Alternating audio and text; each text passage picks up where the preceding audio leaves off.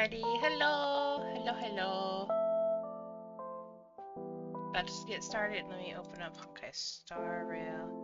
We're doing the second part of the 3.2 story quest because I didn't finish it yesterday because I got tired. It was EP. So we're going to do that now. Let's see. Give it just a second. Now we're going to move to the live scene. There we go. Alright, let me... Oh, almost forgot. There we go. Gotta be careful. Anyways. Here we go.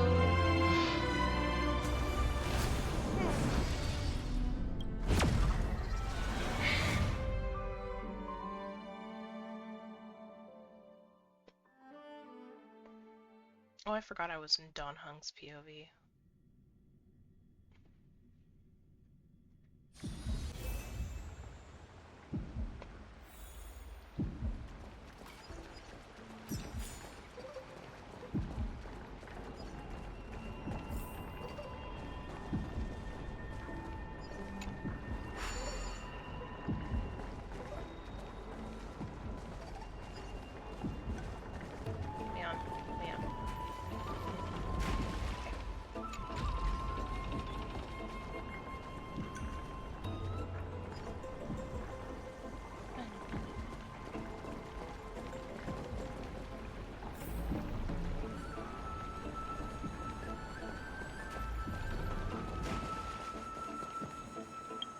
What do they have with the event stuff? Why is it?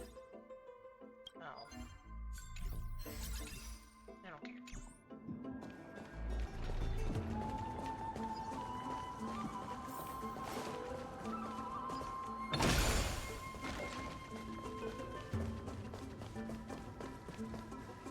This is the place, but where is everything?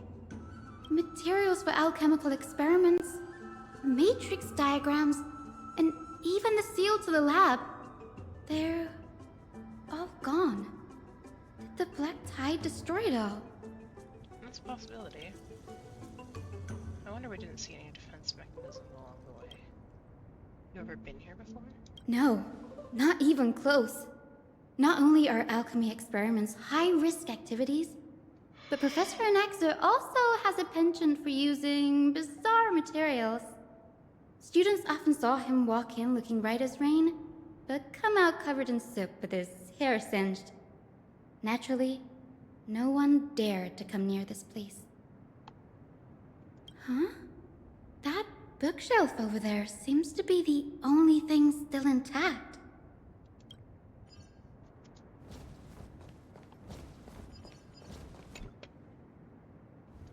These are the materials requested by Anaxagoras. Documents from various fields have been compiled in one place, including Titan creations, the universality of the soul, alchemy doctrine, and so on. Most of the materials look to be within the research domain of the Nospor school of thought. However, a document titled A Study on the Chrysos Heir's Background is mixed within. These appear to be quick notes concerning the background of Chrysos. The Holy Maiden of Ginnesopolis, Tribi, Trian, and Trinan, descendants of the Holy Maiden from the Temple of the Three Fates, Goldweaver, Aglaya of Akama from the Nestia priestly family, the Prince of Castrum Kremnos, Hyacinth of the Twilight Courtyard, all of their ancestry have varying degrees of connection to the Divine Titans or their divine authorities. Does the Golden Blood come from the preheritage of priest families or royal bloodline? Anaxagoras, I myself show no such connection. Cavalier the Creator, what criteria did they use to create the Golden Blood? To shape the Chrysos heirs. Yet Castoris, the servant of death from Idonia, her lineage is neither Titan priest nor demigod. She has walked the earth for at least a millennium with the power to grant death to humans. Where did this power come from? Another text speaks of the dragon legends of Styxia, the chemical extraction of soul ripped from the dragon corpses is intriguing. Dragons appear to be the Titan's creations. Perhaps there's a way to reverse the process, using alchemy to refuse human souls with Titan creations. In increasing the purity and divinity of golden blood toward the absolute. This theory must be tested. Experiments to be arranged. What's going on? Anaxa is conducting research on our friends in Alchema and... me? This journal contains several intriguing points. Creations of Titans from the abyss of fate. To Castrum Gromnos, I've seen many a Titan creation during my time in Amphoris. Life forms created by Circes can also be found in the grove.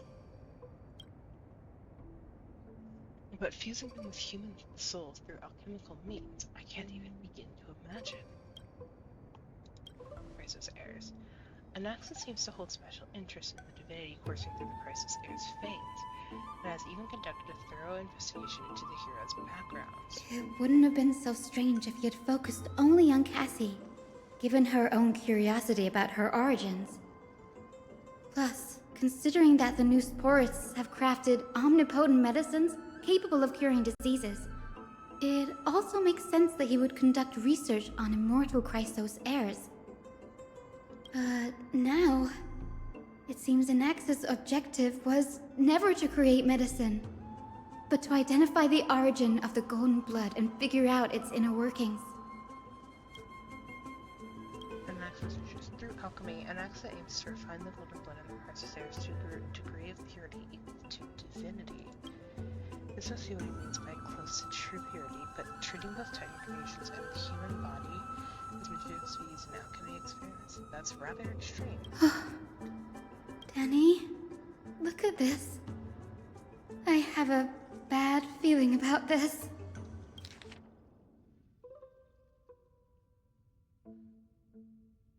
These documents appear incomplete, judging from what's behind the important alchemical formula have been taken away. The author's reasoning remains. The previous approach has flaws. Fusing human souls with Titan creations does not purify golden blood. Even pure Titan creations are contaminants to the Crisis heirs' golden blood. Soul fusion between humans and creations merely repairs impurities of the soul or maintains a connection to dying souls.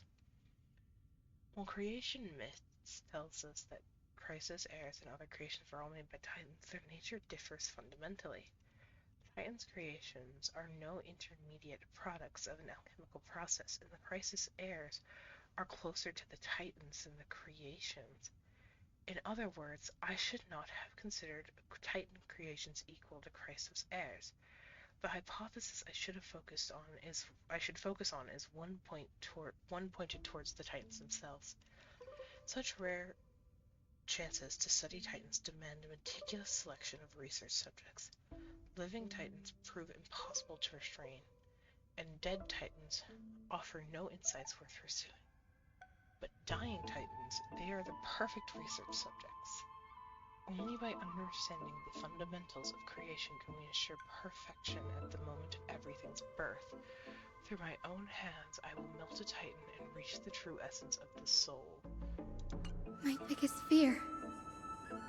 It's come true. After going through his notes, I think I can piece it all together now. Oh, I didn't do that. Anaxa was carrying out experiments on soul transmutation. You mean he's trying to reconstruct human souls alchemically? Yes, this is what he was secretly conducting research on. Something he had to keep hidden from others.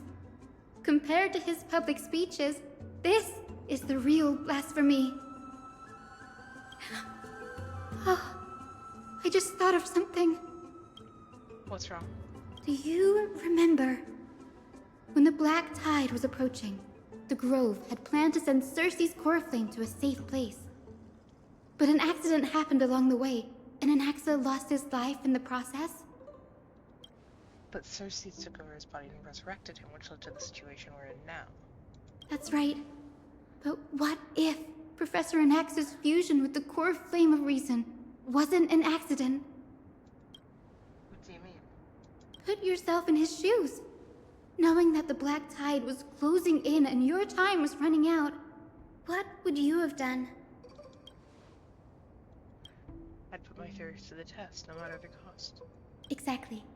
When the Black Tide came, the true reason Anaxa headed to the Luminary Throne was to transmute and fuse himself with the Titan's core flame. Did he succeed? No. Judging from how he reacted after the event, the results came as a surprise. Maybe he failed to consider the possibility that Circes would make a similar decision. The manuscripts detailing all the alchemical formulae have been taken away. His research is still ongoing. We have taken them for other purposes. Like, what? There's only one Titan left in the world now. No. No way. To conceive and to perfection, one must first understand the principles of creation. If Anaxa is an Akama now, then that means... He's after Kefali. Uh-oh. Sir, this sky above us, it's not real, is it? Of course not. This is just an image from a projection device used for educational purposes. A simple trick. The day-night cycle has been lost to this world. So that students like you may still learn about the night sky, astronomers have harnessed the Titan's miraculous power to manipulate the light, projecting the nights of the past here for you. Much like how the sky above the Holy City is also illuminated by Kefali's dawn device. So, the skies of Akama are fake too. You mustn't conclude that, Anaxa. You should know that only a child would expose a trick and be proud of it. Often people know more than they let on. They simply choose to feign ignorance because they have no other choice. Then they're just deluding themselves.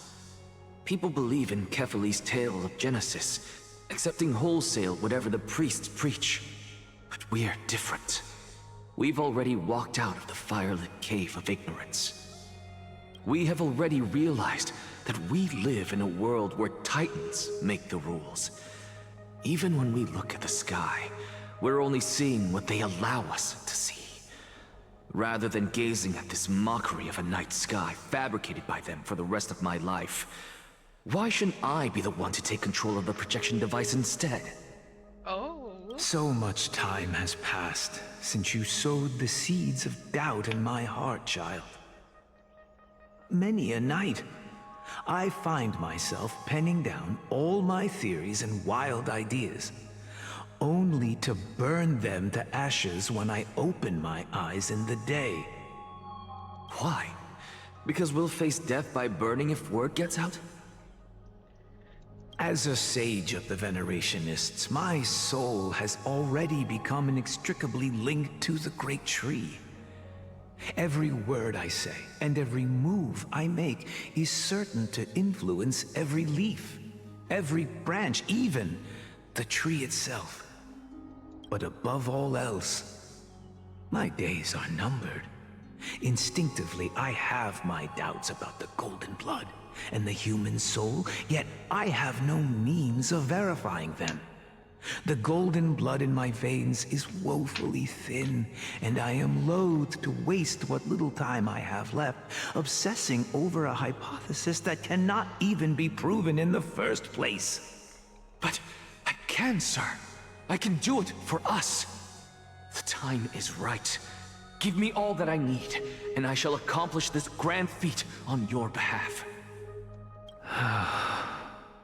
You're right. I shall do just that. In the next meeting of the sages, I will spare no efforts fighting for the rights you deserve. Go. Establish your own school of thought. Find out what we are. Become the one who conquers the ultimate truths of the world. Child of humanity, you didn't go to such lengths for an audience with Kefali.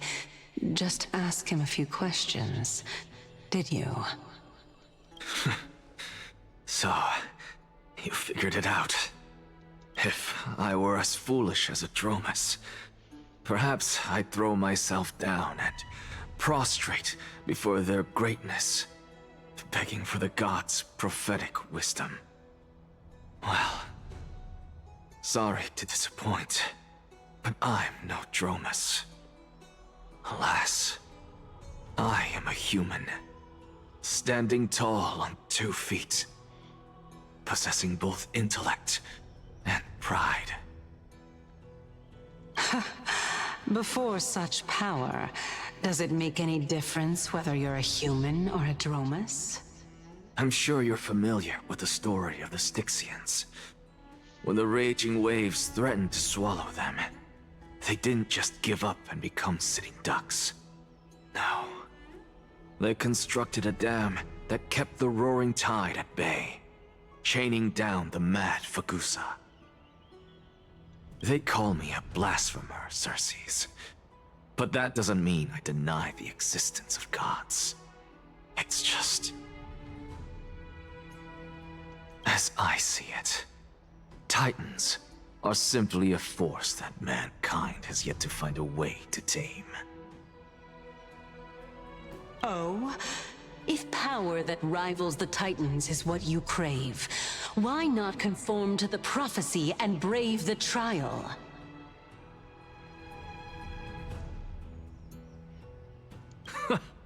Why stop at harnessing the power of the Titans when I can do so much more? Oh. The source of life is what I wish to grasp, to understand what makes up the soul, and to learn what we really are. Thanks to you, I've had the chance to personally verify, in more ways than one, that the soul indeed ceases to exist in death. But where there is death, there is life. And where there is an end, there must also be a beginning. How then is a soul born? That was the only unknown variable left in my calculations. And by the sound of it, you have already formed a conjecture. No, I have already drawn a conclusion. In my journey unto death just now, I finally saw the answer with my own eyes. Professor Anaxa. I'm here. Her life hangs by a thread. I must ask you to refrain from taking any unnecessary steps. Of course. I'll bring this to a conclusive end, and give you the answer you so desire. However, in accordance with the principle of equivalent exchange, I must also demand from you what I need. As you wish. Don't you care to know what the price might be?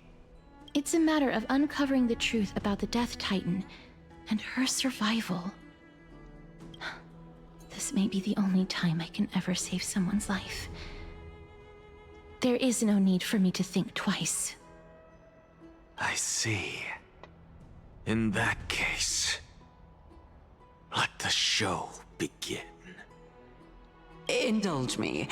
Am I correct to say that you intend to prove Thanatos' whereabouts and prove the nature of our existence now?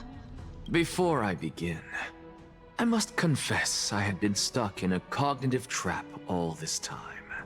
As unrelated as these two propositions may seem at first glance, they are in fact logical equivalents.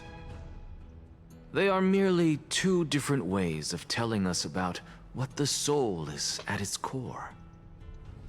The reason I say this is, as I've mentioned earlier, the answer was hidden in my journey unto death. Anaxa, you were in the Netherrealm?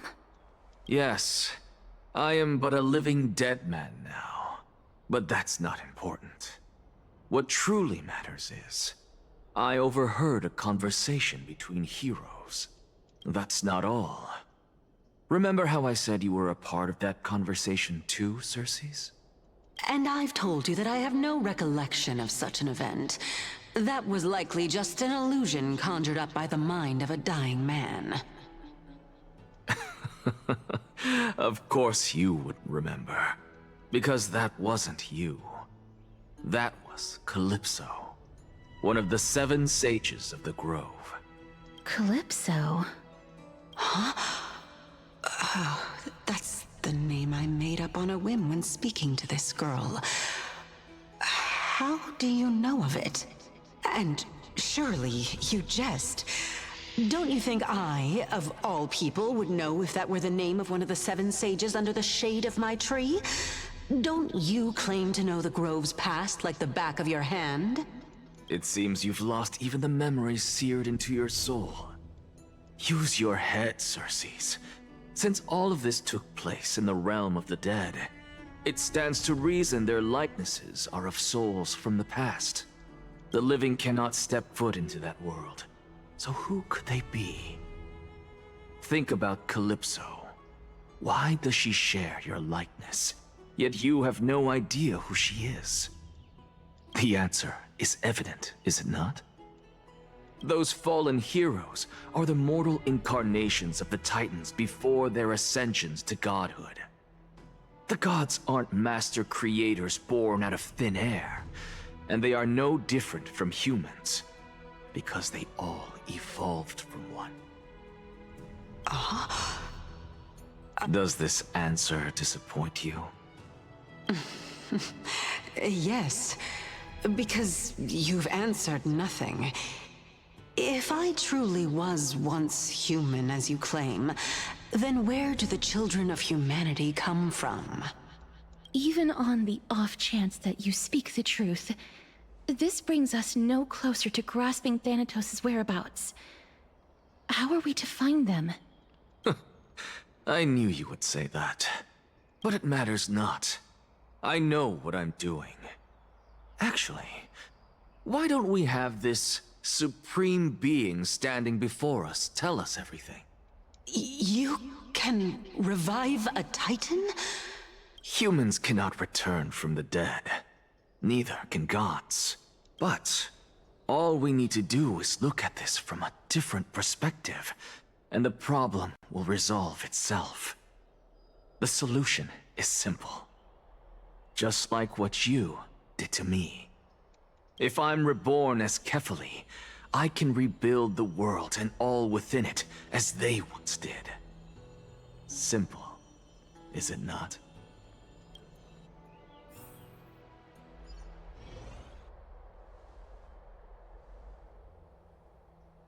I have news from Hyacinth and Dan Heng. Anaxa might be trying to do something with Kefali's divine body. Kefali? But what could Anaxa want? Is the Council of Elders going to sit around and let such a sacrilegious act unfold? That is not possible. He is indeed the great performer, capable of fooling anyone and everyone with his tricks.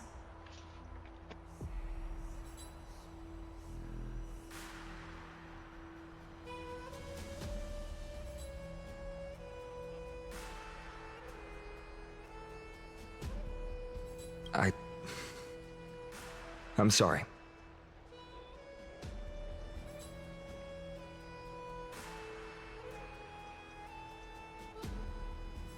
No need for guilt, for this is good news to us. The Council of Elders has found themselves a traitorous ally. Anaxa's ambitious desires will be something we can exploit. What we should be doing now is to keep our eyes peeled for whichever trickery Kynus is up to, and react accordingly to thwart her plans.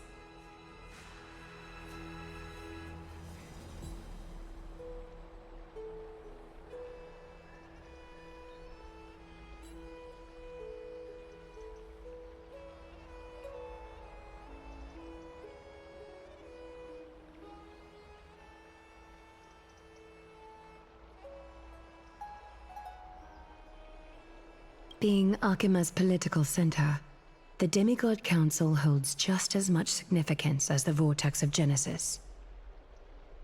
Someday, After my duty is over, this site will take the place of the battlefield where you hunt gods. Become the next challenge you are to overcome.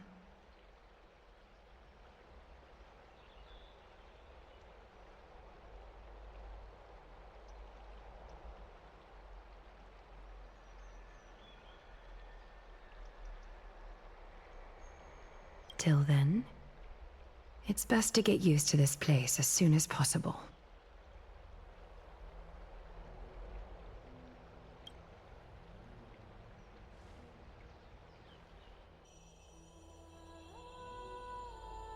Preposterous! The Christos heirs only have their standing because of the Council of Elders! How dare they trample over it!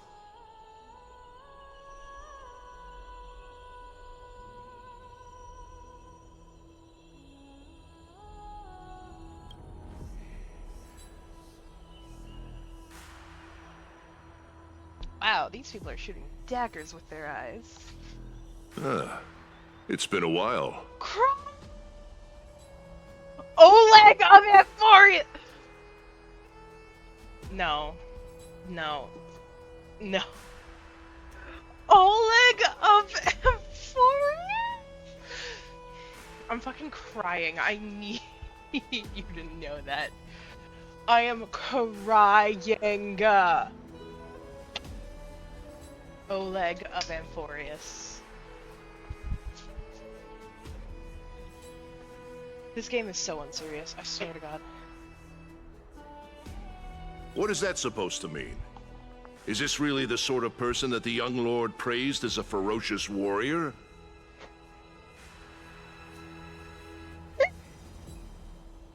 It has indeed been some time, Lord Crateros. What brings you here in such haste? Shh, keep it down. Be more vigilant. See those duplicitous dogs over there? They do the dirty work for kindness. I've already ordered my people to hold them back, but we should still lay low. Unless you're itching for a bloody fight to get a workout in. Not really. My bad. So, did something happen? Did you hear thunderclaps last night?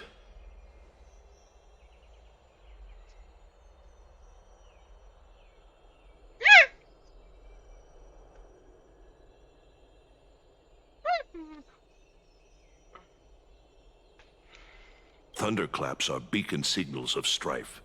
They are a message from the young lord. He threw a spear bearing several words at Akama. Watch out. The Flame Reaver is back.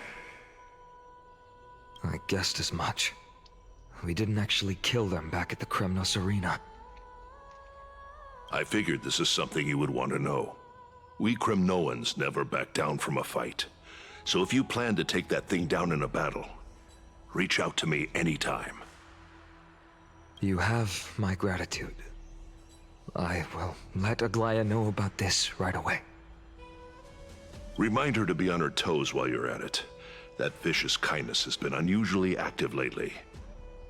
Those lackeys she keeps under cover have been going in and out of the city a lot more frequently these days. Some even seem to be getting Kremnoans to defect to the Council.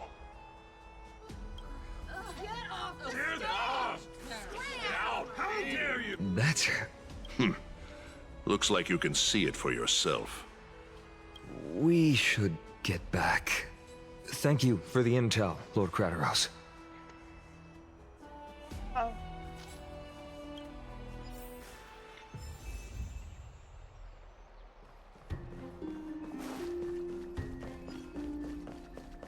By Catholic to Lantern above, as the Theoros I have observed. Virtuous citizens of Akama, fine Vides, Elysiae, and the Outlander are heading toward us.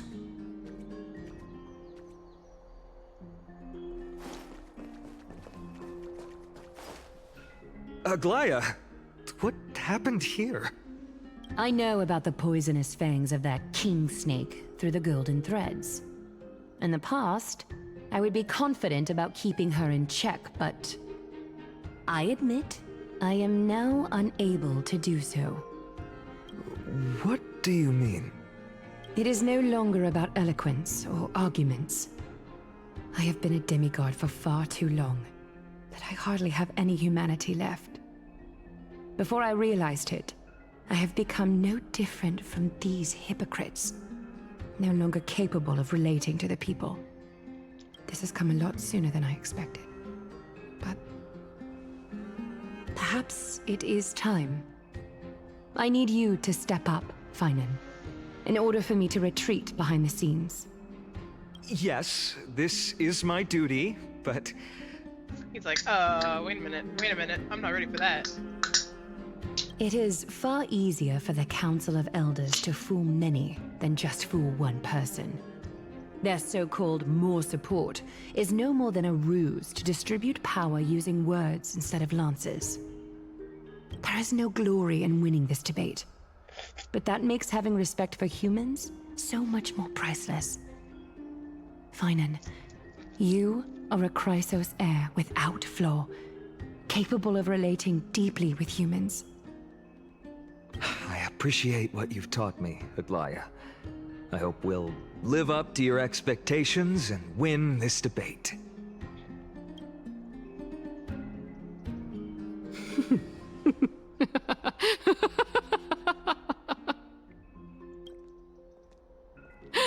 Oh, you've done well, Lord Calictus. Let me take over and personally close this debate for today. Dearest counselors, let it be known that I sorely miss the blissful times portrayed in lyrical poems. Back then, Amphorius was home to nearly 1,000 cities, each with their own local faith, while gods walked the earth and shared close bonds with humans. Yet, in the present, people from all over are forced to leave their homeland to seek refuge in the holy city, where they hope to rest under Kefali's protection. All of us have long been in the same boat, with no way out of this plight.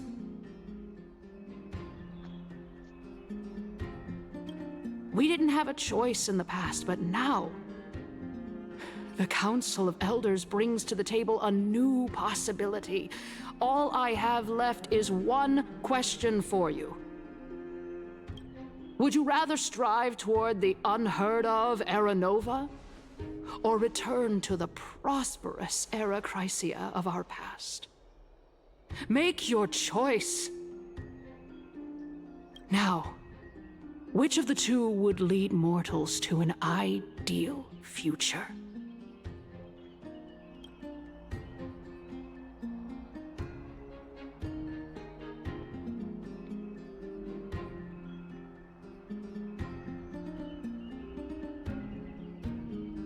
I am unsure what to do here.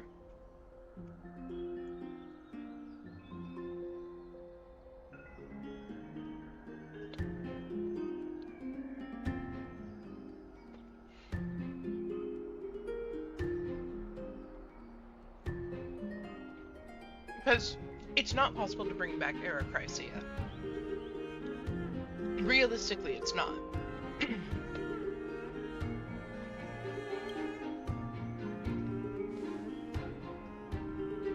Era Nova is path of salvation the gods promised. We should not have doubts in the flame chase journey. We all know that Era Chrysia is a thing of the past, Lady Kynus. Please, enlighten me. How does the Council of Elders plan to turn back time? Let the 3 Titans of Calamity be born, and Era Chrysia is nevermore. But bring demise to those Titans, and Era Chrysia will descend upon us again.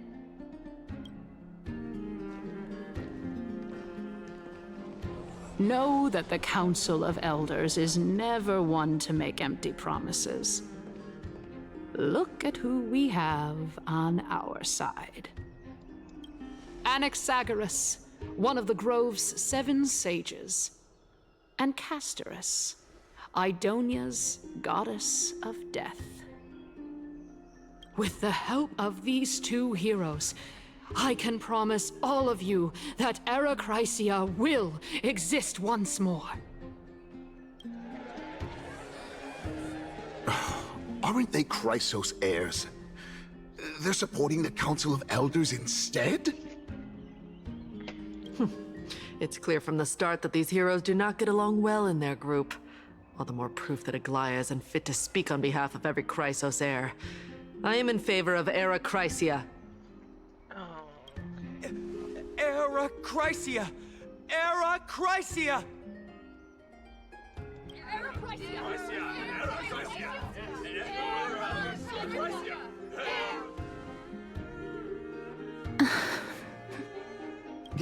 Castorus? Why are you standing over there? You finally arrived, Anaxa. So have you, Cass. Don't worry, Aglaya. Well, I know that you have many queries.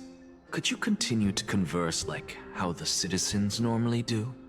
Tell me, dear citizens, if we successfully retrieve and return Thanatos' core flame without anyone passing the Death Titan's trial, what would happen next? The answer is simple. We will have a chance to rid the world of death and bring Amphorius back to an era when all beings live forever. We'll usher in a new future that will be entirely different from the Flame Chase journey. He's one of the 7 sages. That's impossible. Your proposal is much too idealistic. As long as the Black Tide still exists, how can we go back to the old days? Remember what I previously said? Kefali's core flame is guarded by the secret power of the Council of Elders. Plus, Pagusa's water curtain will be able to block out any external perceptions. Tell me, dear citizens, have any of you ever seen even a glimpse of the threat that this person is talking about anywhere within the walls of this majestic holy city? Oh? Could it be that you heard that from the Flame Reaver themselves?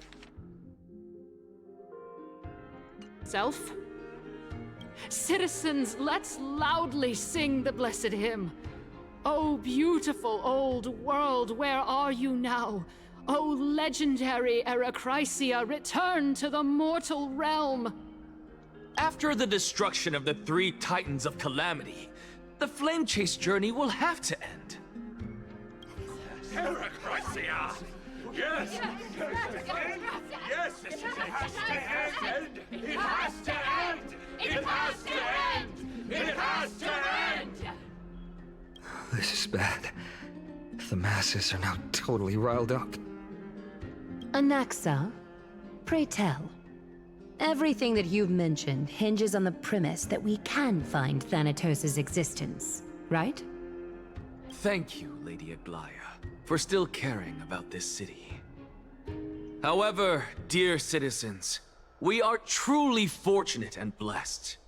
For Castorus, Idonia's goddess of death, will surely find Thanatos under my guidance. What? With that, I solemnly promise that the core flame Lady Castorus brings back will be personally managed by the Council of Elders. Thereafter, if we are able to garner the support of all of you at the Citizens' Assembly, we shall spare no effort in ensuring that the Era Chrysia will return to our world once again.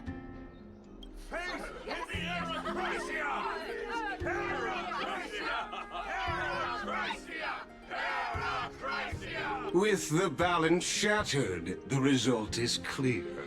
By Kefali and Talent and above, as the Theoros, I have observed. Akama has chosen her destiny. The issue up for discussion at this Citizens' Assembly shall be modified to the suspension of the Flame Chase journey. This resolution shall be put up on the Wall of Heroes, such that all citizens are aware of the city's way forward. Fantastic!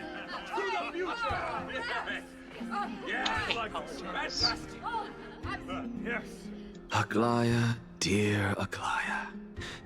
What has caused your heart to soften? You also don't seem to be as quick-witted as before. Wag your tongue as much as you like.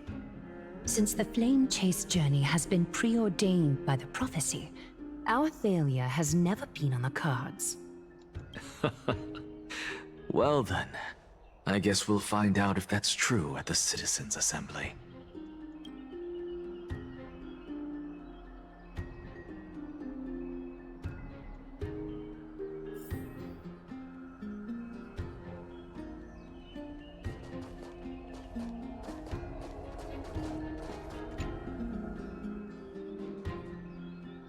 Well, it seems that when I sent you to look for Anaxa, I unintentionally facilitated your partnership with him instead. My apologies, everyone. I know that you have many questions to ask me. I will answer them to the best of my knowledge. In that case, please tell us as much as you can. In actuality, he showed me a past that was both long and heavy. The reason I say this is as I've mentioned earlier. The answer was hidden in my journey unto death. Anaxa, you were in the Netherrealm? Yes, I am but a living dead man now. But that's not important. What truly matters is, I overheard a conversation between heroes.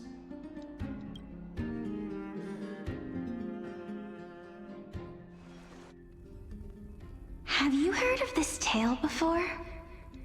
A tale about the ocean god's treasured pearl, our hometown. It was a seaside town which enjoyed the ocean breeze and glorious, peaceful times, thanks to the wisdom of its ruling queen. Until one day, an evil dragon descended upon the town. Its wings were large enough to blot out the sun, while its claws were sharp enough to rip the waves apart. It barged into the tall tower and devoured the queen's beloved daughter. It even settled itself in her bedroom, like a tyrant king. The queen assembled 300 warriors who managed to subdue the evil dragon by chaining it up. However, when the queen slit open the dragon's belly, she realized that the princess had long since been digested, and all that was left of her was a pile of bones. Devastated, the queen wept for several days. It was then that a devious, smooth-talking scholar arrived at the palace and suggested that the princess could be revived through the use of dragon bone and dragon blood. That liar called this process the secret art of alchemy. The princess was reborn! The queen was overjoyed, blissfully unaware that the evil dragon's soul still lurked within the princess's body. As revenge, the evil dragon swallowed the poor queen, the glib liar, the courageous warriors, and all of the town's innocent civilians in a single gulp. Worse still, the souls of the deceased refused entry to the Netherrealm because they were filled with regret. Forced to roam the mortal realm, these resentful souls ultimately converged into a river of souls that would not retreat for a long time. The terrifying death had consumed all. Thereafter, our hometown fell into ruin as well. Until... Until? Actually, I don't know what happened next either. Oh, my... It seems that you still like to whet people's appetites even after all this time, Pelixia. So, according to your story, this is how I used to look? It's practically a mirror image. And yet, what exactly is this? A miracle that I created with alchemy. As for what it is and how I was able to accomplish it, I'll keep the answers to myself for now. Oh, my goodness. Is this cliffhanger really necessary? He hasn't changed at all. Quiet, Titan. Continue to enjoy this splendid play, and the truth will naturally reveal itself. Dragon, huh? I've heard this legend before. In that case, what do you think of it? I think that this so-called alchemy was a tenuous analogy added to the story by future generations. After all, you've never heard of a tradition of alchemy in your hometown before, have you? Indeed. Before I left home to pursue my education, I never even knew that anybody was looking into this area of study. Therefore, we can just treat this tale as a fable told to young children. A fable, you say? If so, what moral is it trying to impart to the kids? I guess it might be the concept of equivalent exchange? Oh? I thought the moral might be closer to something like honor the dead. Huh. What? At a loss for words? No, I merely realized that we're both thinking of the same principle. If life is priceless, then there is hardly anything else in this world that is of equal weight to it, right? Indeed. As expected of the wisest scholar in the land. You flatter me. Why don't I ask you a question as well, as a form of equivalent exchange? Of course. What is your question? If I imparted my knowledge of the art of alchemy to you, would you use it to resurrect someone you loved? What? What kind of strange question is this? I got it. You're just trying to get me to tell you whether I like anyone, right? Let's just leave it at that. That was rude of me. Yes, I would. Oh? Death is inevitable. In the days to come, I'm certain that someone whom I cherish deeply will leave me for good. If such a mighty power really existed, I think I would use it without hesitation. After all, you, me, and the rest will all have to face that fateful moment eventually.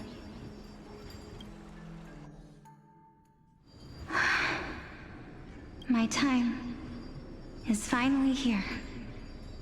However, perhaps because of my firm belief in the immeasurable value of life, I am unable to complete the trial. You shall wither, and through that, the dead will sprout again from the remains, and be reborn with the dead flame. It is a pity that fate is such a cruel mistress. Is there no other way of interpreting those words? I'm afraid that the meaning is clear.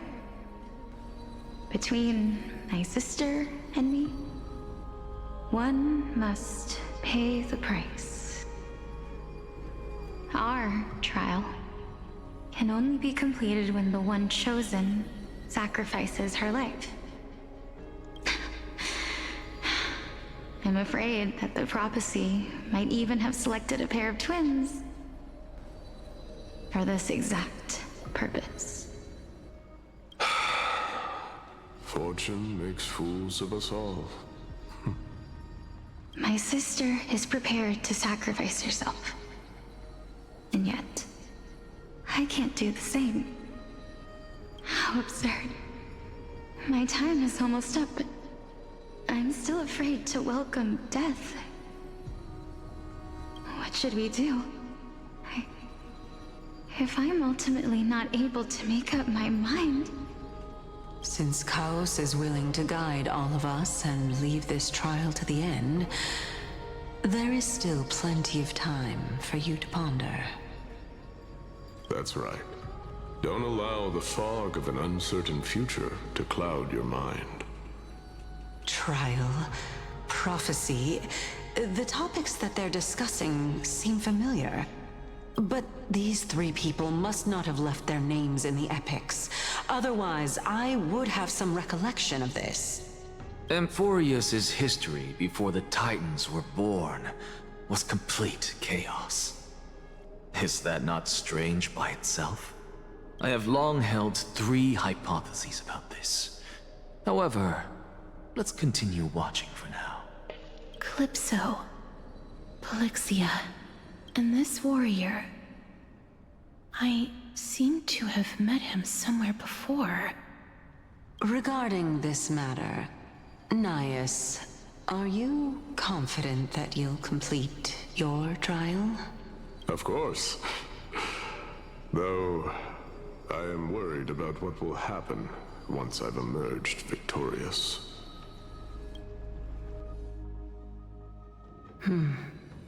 Looks like you have made up your mind. Yes, this is the safest course of action. Completely separating courage, honor, tenacity, sacrifice, and reason.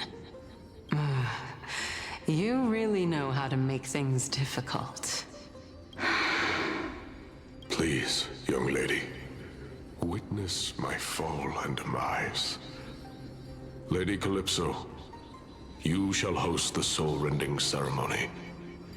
I do not understand. Why would you dare to sacrifice yourself for a future that you won't get to witness? Because this is our destiny. The power that resides within me is so intense that I will one day be engulfed by it. Furthermore, a valorous death before glorious return has always been the path I chose to walk. A journey I began long ago. If your sister or Chaos were in my position, I believe they would make the same choice as well.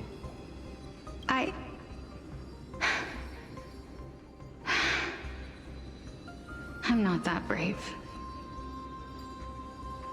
I don't know how I'm supposed to face such a serious affair. Despite being Death's chosen one, it seems you still don't know how to face it. Let's chat, young lady. Perhaps I shouldn't end my journey so hastily. Since there's still time, I'm not worried about letting fate wait a little longer. Of course. This warrior is Lord Nias. As the embodiment of Nikador's divinity, he entrusted his life to us and allowed humankind to end his madness. That means that what I'm currently seeing before my eyes is, in fact...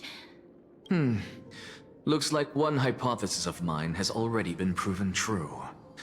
These heroes are the true forms of the Titans, before they attained their divinity.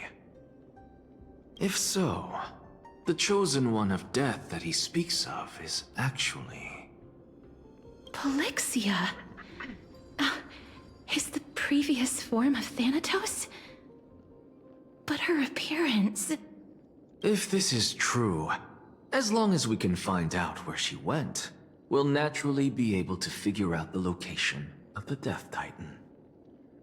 I think Polixia is actually Castorus, and Polixia's sister is Thanatos. But before that, we first need to witness what ultimately happened to Lord Nias.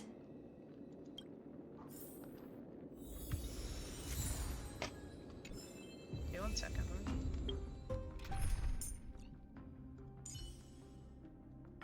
Do not worry.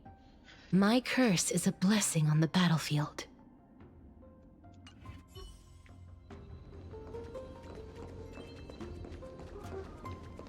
I believe that his tenacity is sealed within this statue. Before we fought Nikador, we also released it from the stone statue.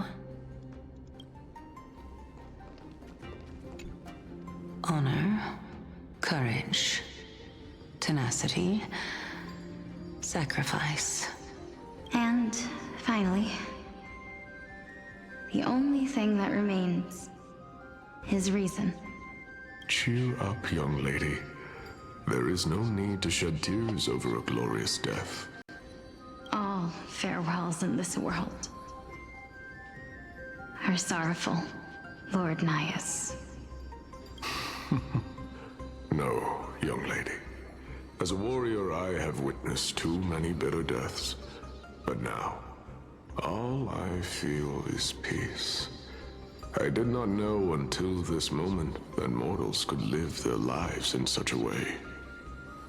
Although only a sliver of your soul remains, you remain so optimistic. Or maybe the truth is that you aren't able to feel sorrow anymore. To be honest, I don't know either. But I am certain of one thing. This is not an acceptance of death nor apathy toward it. It's not even a feeling of despair. I am just enjoying what remains of my life to the fullest.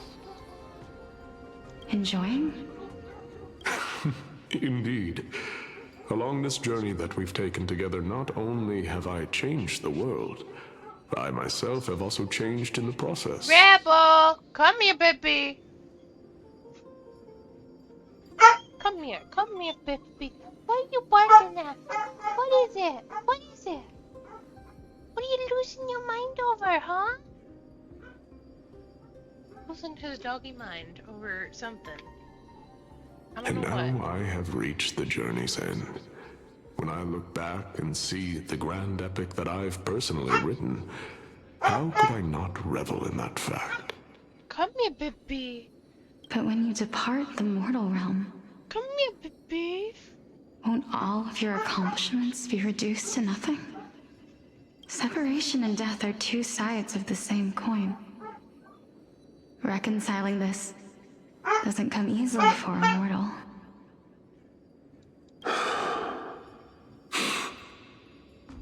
Finally, let me recount to you a story of mine, young lady. The first time I returned from the battlefield, I felt extremely hollow. The calamity had devoured everybody on the battlefield but me. When I returned to the city alone, the citizens held a banquet for me that was far from pleasant. I felt as though I was still on the battlefield, and the person who had returned was nothing but an empty shell. It was late into the night by the time the banquet ended. My head still reeling, I returned alone to the barracks. On the way back, I encountered someone. It was a crazed scholar looking at the night sky and muttering to himself by the side of the road. Although I tripped over him and fell, I wasn't angry in the slightest. And maybe because I saw myself in him, I inexplicably asked him a question. Do you think that it'd be better if we just died on the roadside like a couple of stray dogs? To my surprise, he shrugged his shoulders and sighed. How does someone who is currently experiencing death, dying and living, afford the same amount of bliss? Now please go away and don't block my starlight. Are you trying to say that there is no difference between living and dying? For they are both journeys that lead toward death? That's exactly what life is, and death is, but a scale to measure how valuable the journey was. Journeys and epics are only glorious and magnificent because all things eventually fade to dust. Therefore, young lady, don't detest your fate. Instead, willingly and respectfully embrace it. The embodiment of strife telling me about the majesty of the world. Indeed.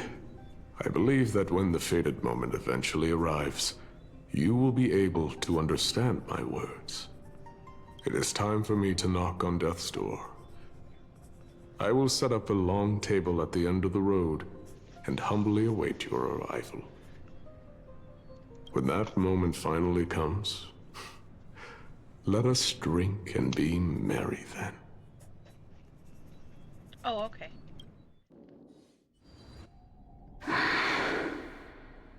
I knew this day would eventually come.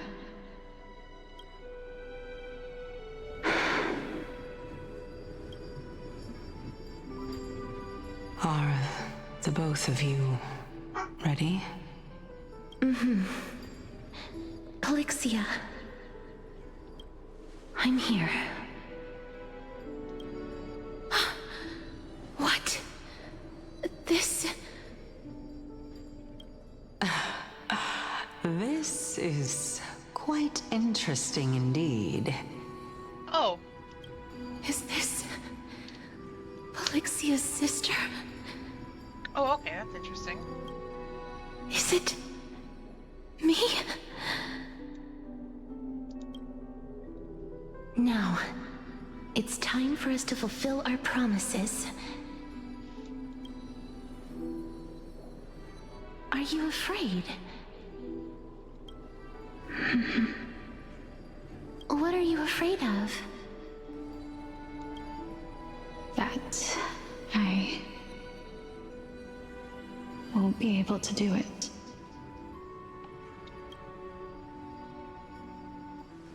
You shall wither, and through that, the dead will sprout again from the remains, and be reborn with the dead flame. As foretold in the prophecy, and according to our vows, once it all ends, we must face our fated moment head-on. Even if it was prophesized, do we have no say in the matter? It's so unfair. Why are we the only ones who are forced into mutual destruction? Let me do it, sister. Let me be death's sacrifice. I was never long for this world anyway. But you're different. I was the one who wasted your life after all.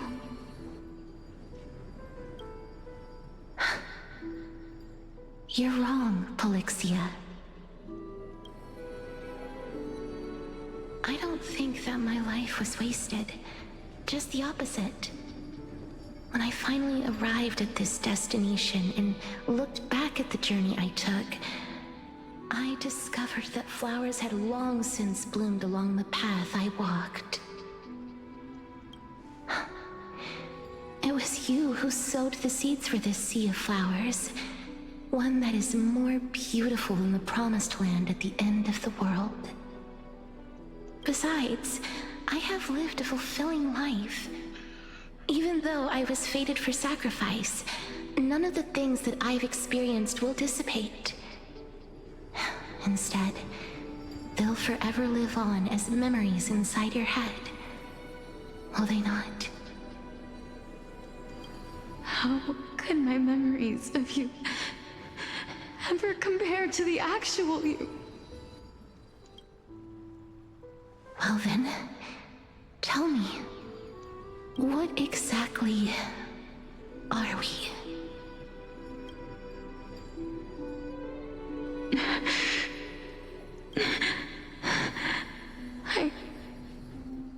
I don't know. I don't know either. But regardless of what the answer is, regardless of how we're shaped by others, or even by this world, ever since we were born, the fact that we existed was predestined, and nothing could erase it. This is why I will always, always be by your side. We're twins, after all. All right, my dear Polixia. It's time to extract my heart and light the flame of death. After that, use it to plant the first bud in the prophesied new world.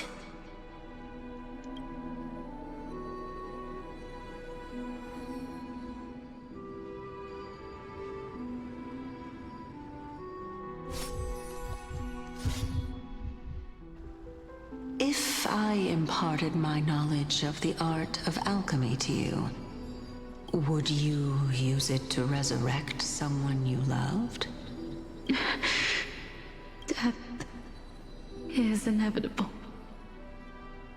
In the days to come, I am certain that someone whom I cherish deeply will leave me for good. If such a mighty power really existed, I think I would use it without hesitation. Oh. Even now, my answer remains the same. This is why, sister, I promise you, in the prophesied new world, I shall plant the first bud on your behalf. Go now. Return to the ocean god's treasured pearl, our hometown. I shall open wide the entrance to the Netherrealm and grant you a second life. The living beings on this earth shall respond to my call and lead you to the sacred daylight. Remember, do not look back on the land of the dead, and do not stop moving. In the new world promised by the prophecy, march toward your new life. As for the price of our equivalent exchange, let me be the one to pay it. Everybody, we've come to the end. Unfortunately, I am not compatible with the Supreme Being, so I was unable to completely fuse their soul into my own body. However, being able to glean all this from them is exciting enough. I'm certain of this now. Before the Titans that we are well acquainted with were born, a group of heroes roamed the land. These heroes followed a prophecy and took possession of divine authorities one by one, until they eventually became the pantheon of the new world. Just like the flame chase journey of today, Amphorius's history is cyclical in nature. Huh. What a startling revelation. This means that the demigods, who bear the core flames, will also become the new Titans at the world's end, thereby shaping a new world? I believe that this is the truth behind the Era Nova, as mentioned in the prophecy. This is utterly unbelievable.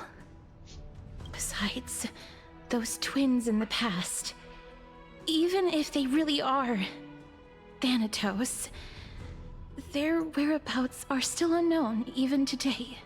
Are their whereabouts truly unknown? Didn't Polixia mention that seaside town, the birthplace of alchemy in the tale of the dragon? In our world, there exists a city which perfectly matches that description. Styxia. But the people there worship Vagusa and bear no relation to Thanatos. I have also never been to that place, as in the time of Idonia, it had long turned into underwater ruins. Take this. This is... the new Sporist masterpiece, the Philosopher's Stone. It was made by transmuting all of the sage's wisdom into a single entity, with their flesh and blood as its foundation. Remember, I've mentioned before that the art of alchemy is all about conversion, tempering, and ascension. This process also applies to the pursuit of truth. Regardless of how unbelievable this sounds, The truths of the world have been refined from the impurities. Think about the story of the dragon. This stone will lead you to your real hometown, allowing you to reform the door to the Netherrealm and discover Thanatos' fate. You still look as confident in your victory as ever. But what if your conjecture is wrong? Simple. I shall merely admit to the entire world that my experiment was a failure. However, my line of thinking will not fail because I have already planted the seeds of doubt into the hearts of the masses. Actions speak louder than words, Castoris. With the assembly about to begin, don't forget the promise you've made. I've already searched for so long.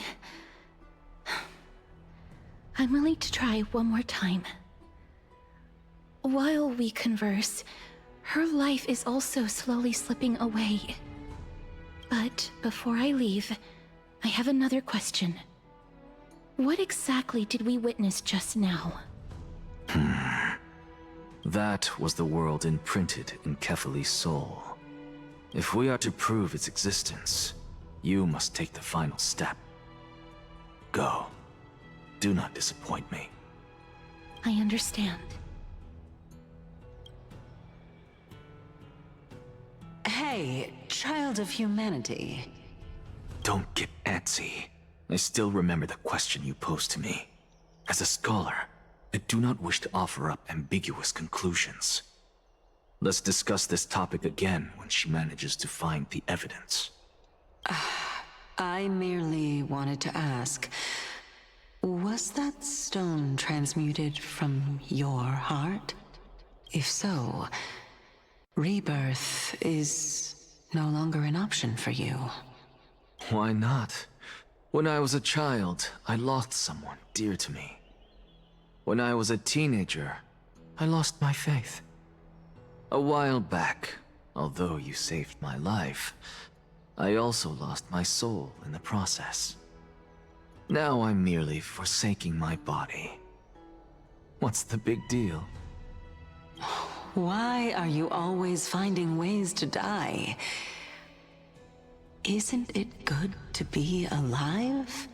This is but a necessary sacrifice on my path to transform into the purest of them all. Can someone who's dead even claim to be the purest of them all? Furthermore, if your hypothesis is proven correct, does it not just confirm that the myths are true, and thereby invalidate all your theories? No, it's just the opposite. If my hypothesis is correct, it means that I can actually ascend to godhood and reshape this absurd world that you all have created.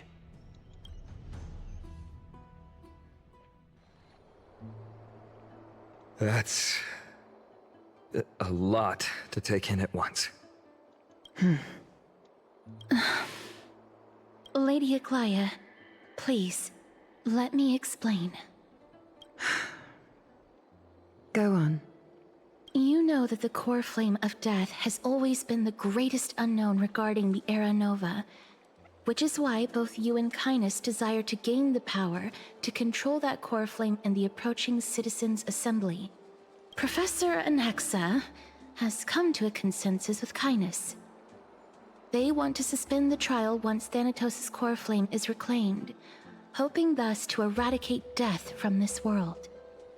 If they're successful, then the flame chase journey will cease, and Akama can enjoy everlasting peace. But I know this runs counter to your wishes. So long as we do not usher in Era Nova, the Black Tide will never be eradicated. Even with Lord Mighty on the front line, and the Black Tide not posing an immediate risk, the danger nevertheless remains. Honestly, it's difficult for me to assess the pros and cons in this decision. But someone must bring the core flame before we can begin negotiations over it. The Titan could be very near. I cannot let this chance slip by. Besides, Someone has to make this trip to bring back Mrs. Soul. Well said. You already had every reason to seek an audience with Thanatos. It's that great performer who has weaponized your wishes and placed us in this difficult situation. A world without death. Do you desire that too? If fate dictates that my path must oppose yours, I will do all I can to resist it and protect what I aspire to achieve. Lord Mighty showed me that without taking the first step, all talk of what follows is moot.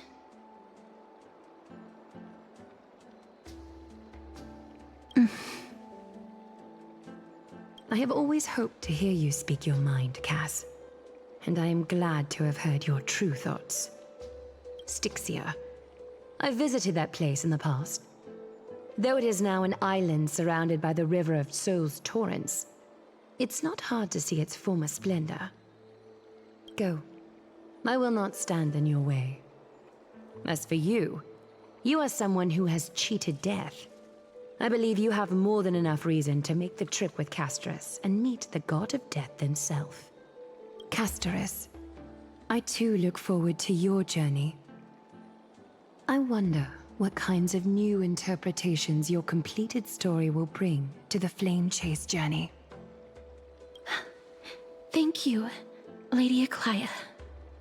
I hate to put a damper on this heartwarming moment, but if Styxia is now an island surrounded by the river of Soul's torrents, then how do we find a way in? Lady Trebe is probably... The answer is quite simple. In the myths, Zagreus once made the domain of the dead their treasure vault. That is to say, they could enter and leave the nether realm as they pleased. And if they could do that, then it follows that the demigod who inherited their divinity must be capable of the same. I'll see you at Marmorial Palace at Action Hour tomorrow. Cypher shall be your guide to finding that ancient city.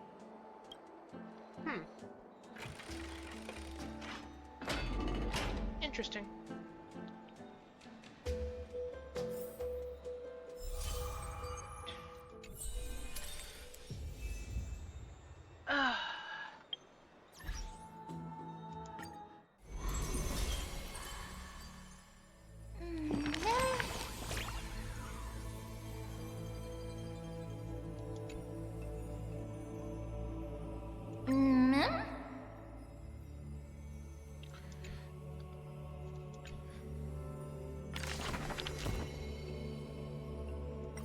Right story. Wait. Bonk.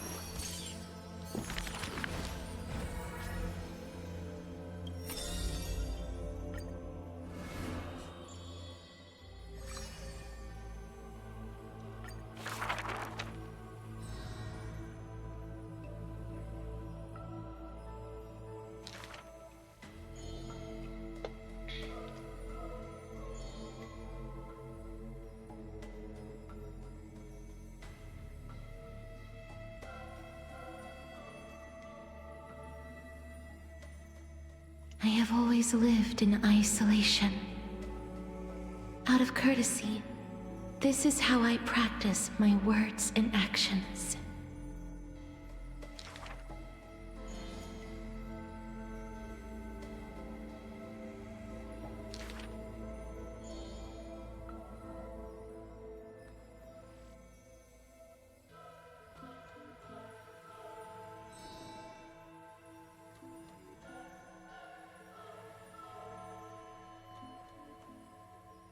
Those words are true.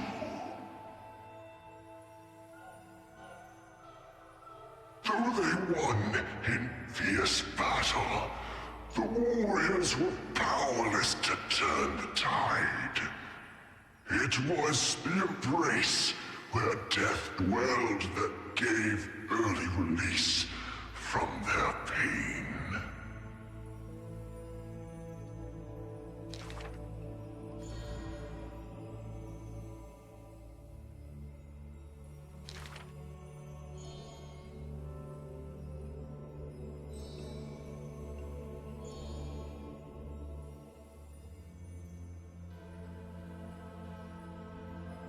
I must peer into all fates unknown.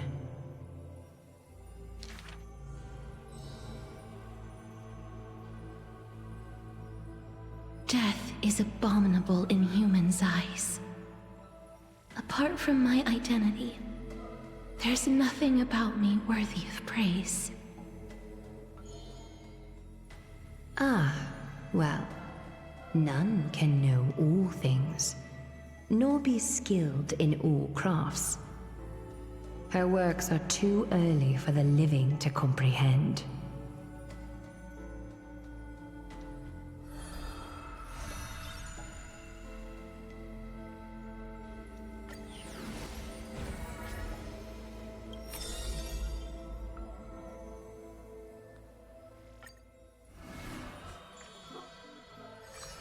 Discard not the broken.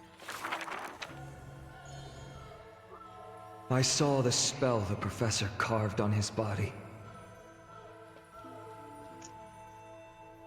It must be a power most secret, a means for one man to stand against 1,000.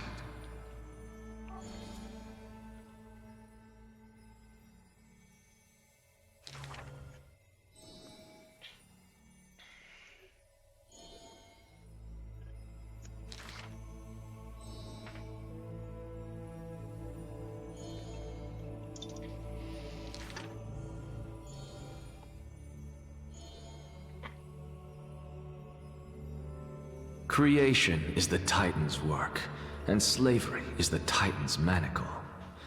When imitating divine evil, there's no need to invest reason, most pinnacle. Hi, Mima. If it's just for odd jobs, students are a better gamble.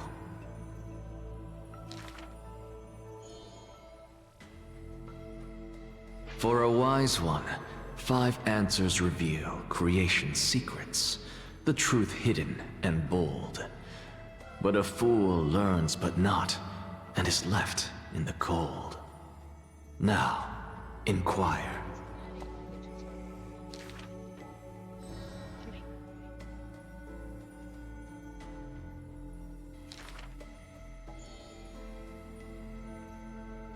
He is panicked by the flow of time, for his work is yet done, yet to implement. This man is too arrogant, and he intends to desecrate Orynyx's accomplishments.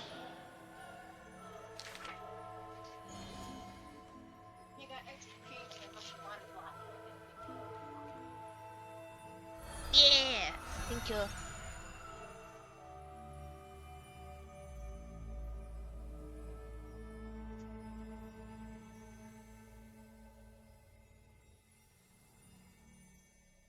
Ooh.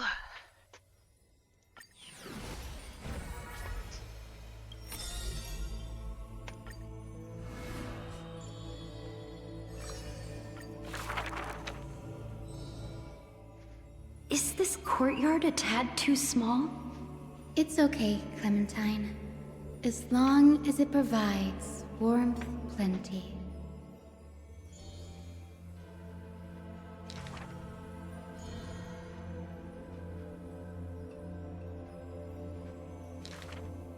Welcome to the Twilight Courtyard. How can I help you? The end times are coming, and we all wander more and more. Oh, you may heal our wounds, but you cannot cure despair.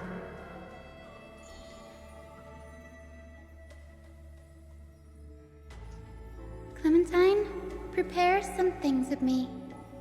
I want this place to be brighter tomorrow.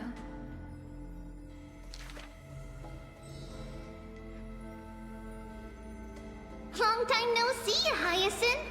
Are you here in Akuma for a visit, or do you need help from us? I want some shining things, even if they're considered junk.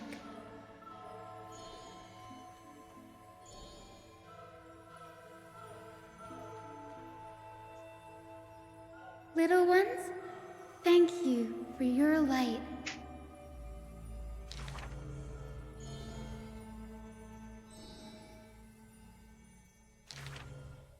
Wow, there's light everywhere. What a warm place.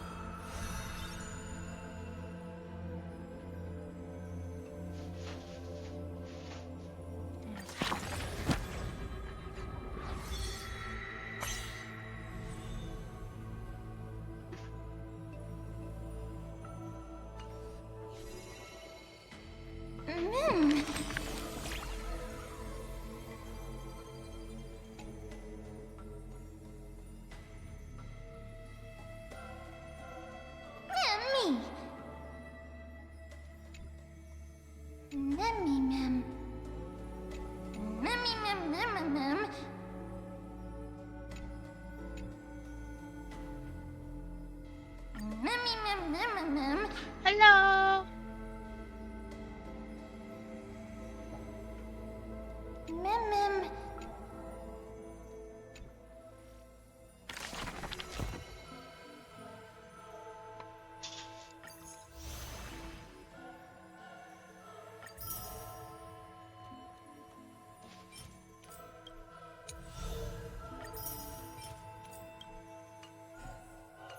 Alright.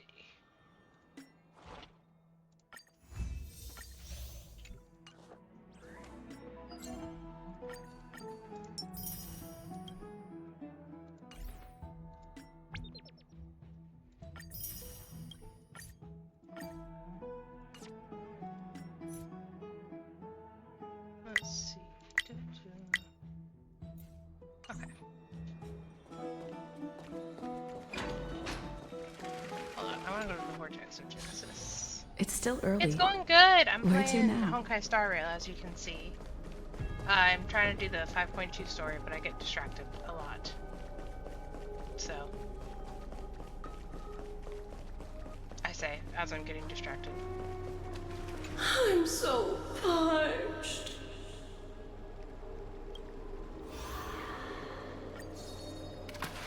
Vaya vino.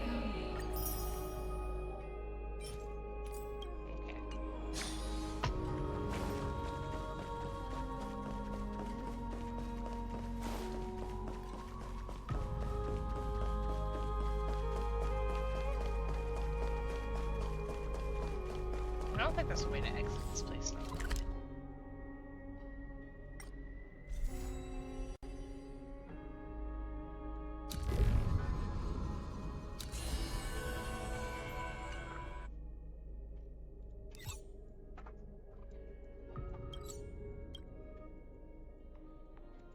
Where is it?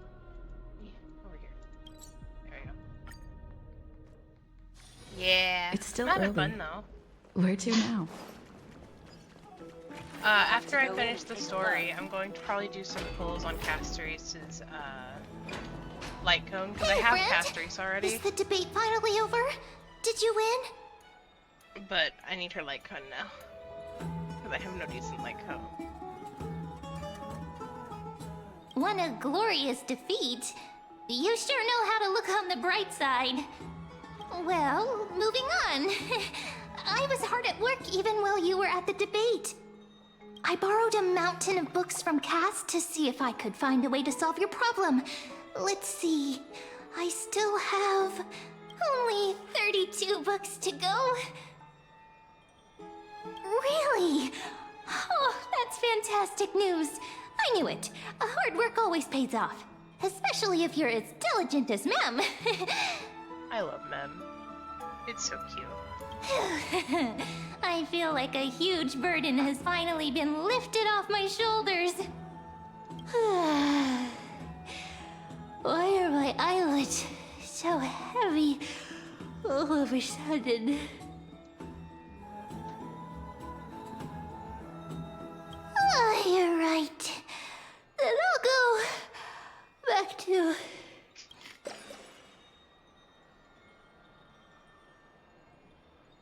your secret little hideaway.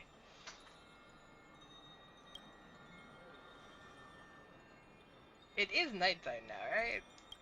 Maybe. It's hard to tell in Akuma.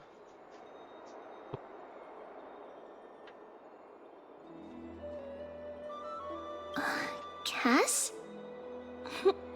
What a surprise. Lady Treby. Is something troubling you? I just wanted to speak to Lady Trian for a bit before I set off. No matter how breathtakingly beautiful Styxia once was, the place is now the domain of the departed. There is no telling what we'll encounter there. I don't want to have any regrets.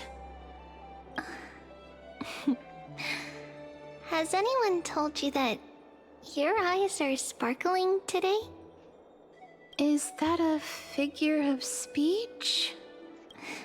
In the past, when you did smile once in a while, all of us could see that your heart remained troubled even as you smiled. Lady Treby, you know perfectly well that see you tomorrow is nothing but a white lie. That happens a lot. I cannot tell you how many times I wake up and I'm just like, what if I just went right back to bed? What if I just stayed here and went back to bed? I hope your toughness is not a mask hiding a lonely heart. Cass, you hardly ever talked of your past. None of us knows what you went through, apart from Maggie. But we know it must have been filled with pain and hardships, as it is the fate every Chrysosaur is destined to live out. We are just happy for you that the core flame you're meant to inherit has finally surfaced.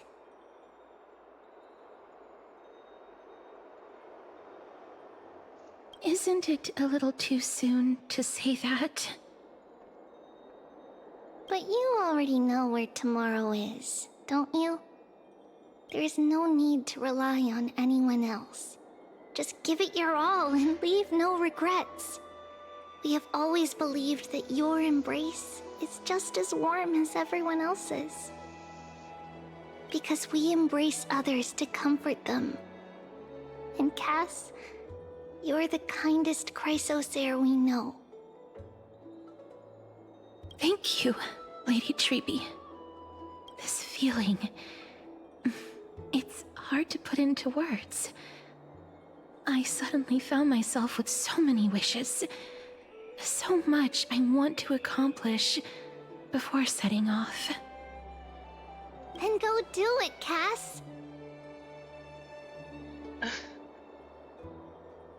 Yeah.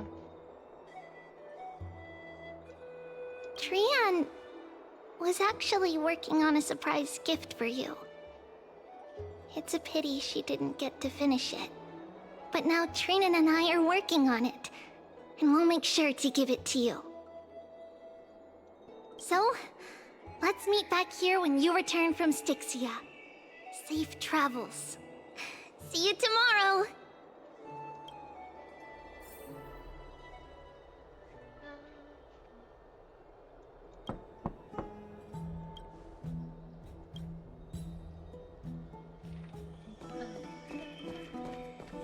It's me.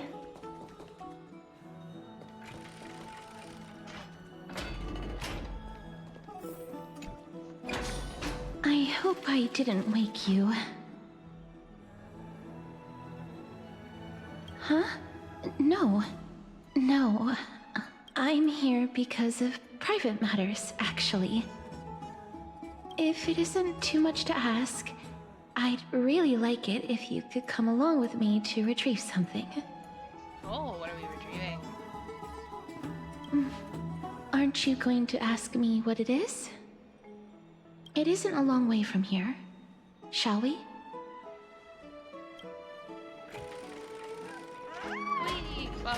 I'd love to go in and take a look. Have you heard? Seems like all the rooms are full.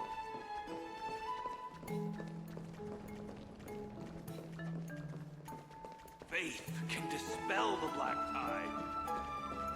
Yeah, sure, buddy. Sure, buddy. The streets are packed. I want to vote! Tell me how I can vote! Take your ceramic shard engraved with the Kefali rune, select the Council of Elders in your heart, and pray silently until the shard registers your choice. Then toss it into the Dolium. The Council of Elders? More like the Council of Buffoons? The Black Tide took my hometown long ago! Who are they kidding with bringing back Eracrysia?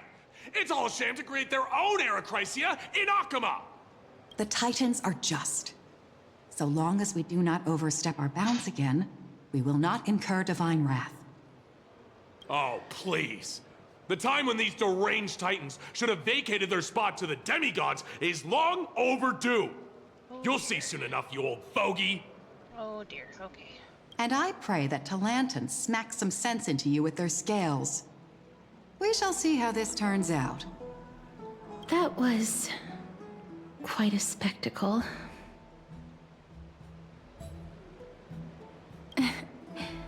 I suppose peaceful is technically correct if no actual violence happened. Rebel, what are you doing? What are you doing, silly baby? What are you doing? Oh, probably. Oh, he looked at you once you said that. He was like, did you say the word? To this day, I still find it almost unreal that Akama is the only place illuminated by light amidst the crumbling ruins of Amphorius. And its people are even holding votes to reconcile differing opinions. This peaceful sight is making me forget that this is the end times.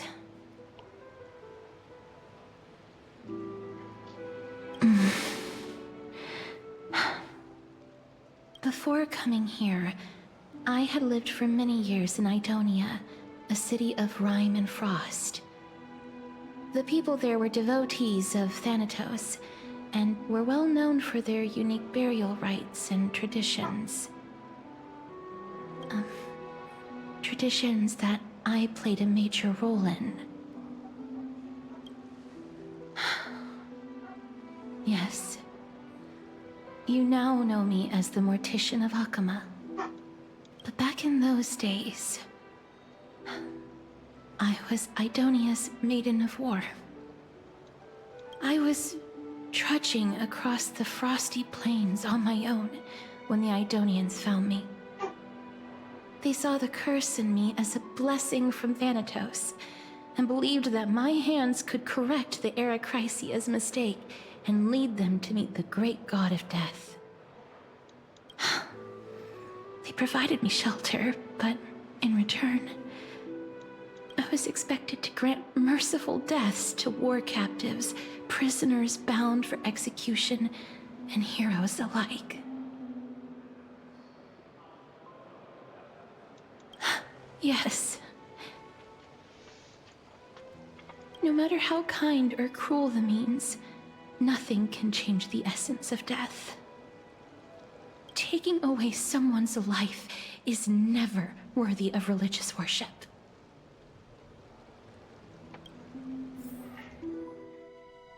I can't do it.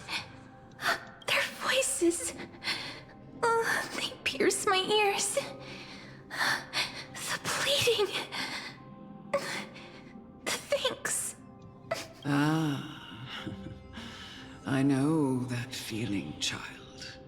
I was once as lost as you are now. But you must respect those walking towards death. Just like how you should respect yourself as the Holy Maiden granting humans glory and liberation.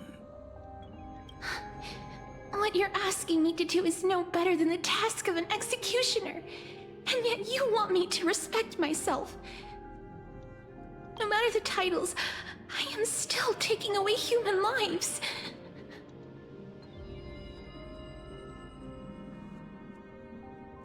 This won't be the first time that Idonia's fanatical nether warriors have faced death. On the contrary, recruits new to the battlefield often run away from their first fight. Death is the mightiest and gravest power in this world. The fact that you can wield it means you are deserving of respect. Interesting. That's such a twisted reason. Then let me tell you a story. In Idonia, the great swords commonly used by executioners are called Draconian, in memory of Drakon, an elderly executioner. The sword has 3 air holes along its body. If the sword is swung down swiftly and accurately, the holes would make no sound, and the executed would also depart this world quickly and painlessly. But should the executioner have any hesitation, the holes would produce a piercing whistle. On that cue, the screams of the executed are sure to follow. Every executioner after Drakon is to hone their sword skills every day in preparation of future executions. Every swing of their blade must be more resolute than the last, for failing to do so will bring pain. Pain for the dying, as well as pain for themselves. No. I can never get used to this. You misunderstand, child. I am not telling you to get used to it. I'm asking you to consider the source of the dead's suffering, and use that knowledge to fortify your future touches with more and more determination. Go, walk with the dead, and love them as you love life. Then you'll no longer hear those noises. Please, don't kill me. I don't want to die.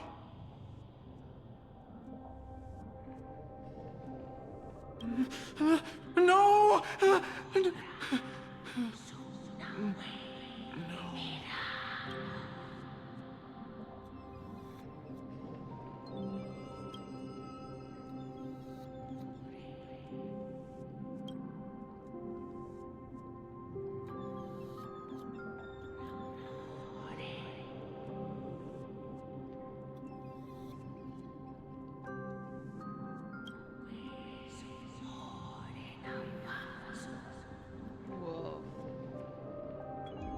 May you gain some insights through his sacrifice. Oh, alright. Is this all?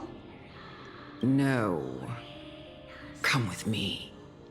This is just the beginning of your life as the Maiden of War. You executioner!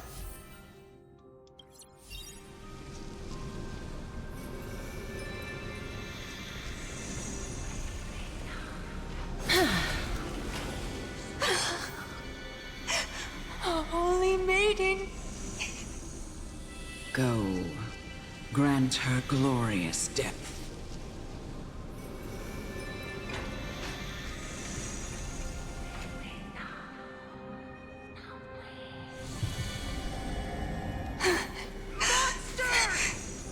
Thank you. Do it then, executioner. You heard him. Am I supposed to be doing this? I don't feel like I'm supposed to be doing this.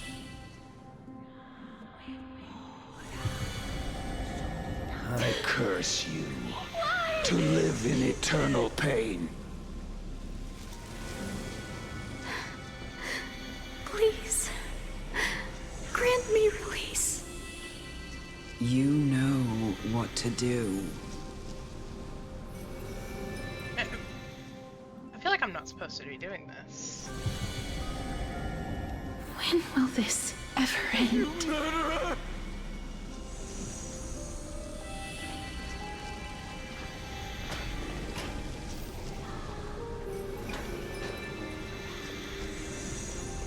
Come.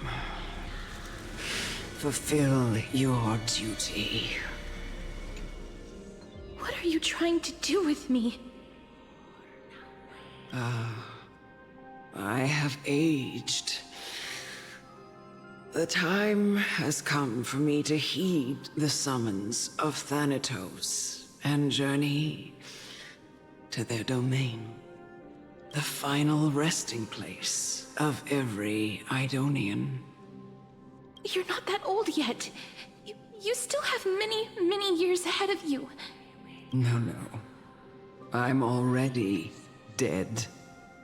For I have come to fear my declining health and impending death. Ah, Castoris. Will you give me one last chance to charge towards fear and prove that I am no coward? I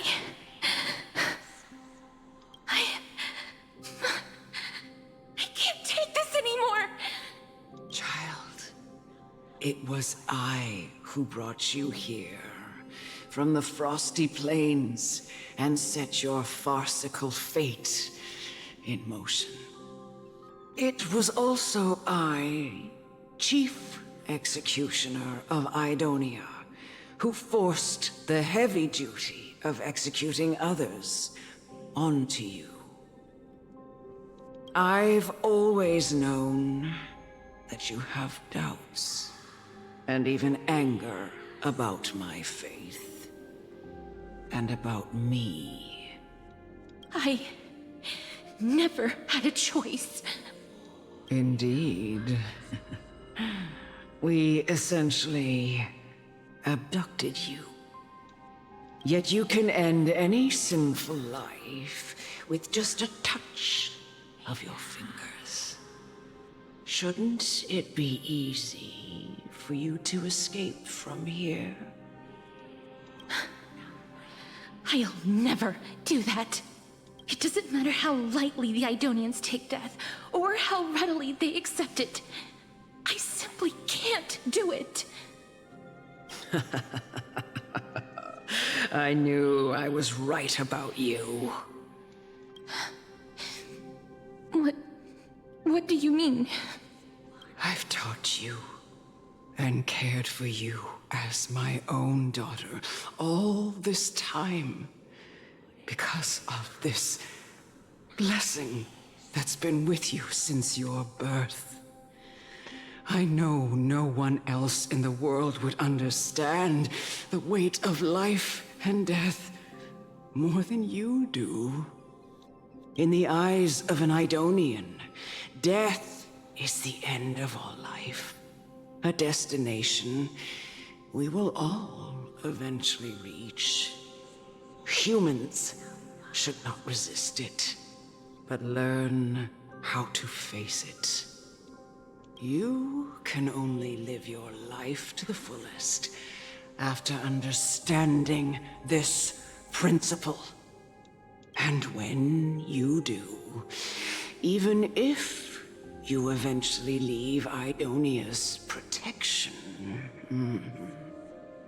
even if you must carry the curse forever, you can live with your head held high, like everyone else.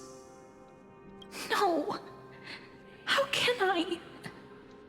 Come now. It's time. I've already taught you all that I know. Show me that you are a fitting holy maiden. Or at least, that you possess the resolve to become one. Come now. It's time. I've already taught you all that I know. Show me that you are a fitting holy maiden. Or at least, that you possess the resolve to become one.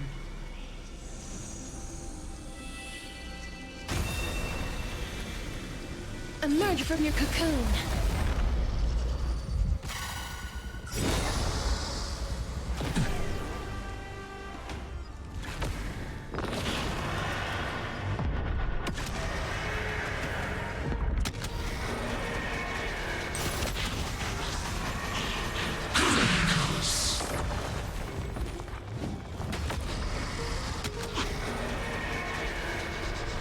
I only wish that death may protect us. No dirty tricks, alright?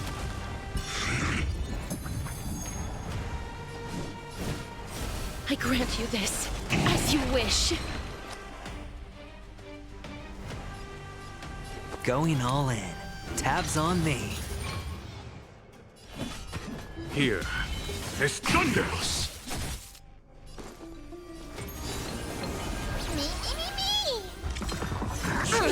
Trifling. Watch your head.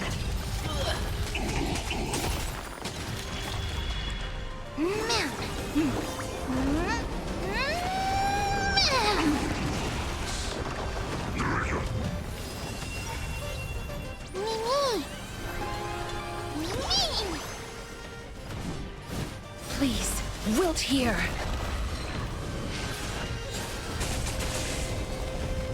Better. Follow my charge. Conflict is pitiless.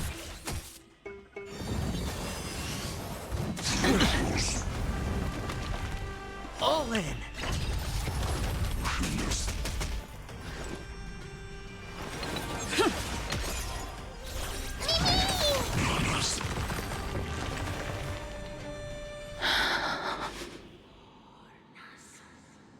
This was the last time I followed her command. I gently touched the elderly woman before me. The executioner, who had seen too much death, died the same way as everyone else. A gasp for air, a wistful look in her eyes, and a barely perceptible tremor in her fingertips. Elder Amunet, the person who tried to teach me about death, ultimately vanished like dew in the morning mist.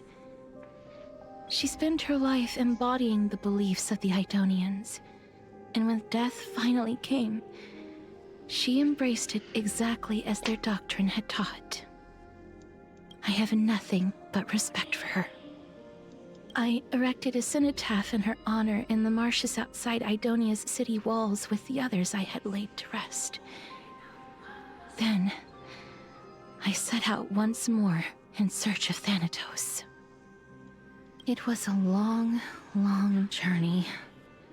I heard so many discussions about death along the way. Life finds meaning in death.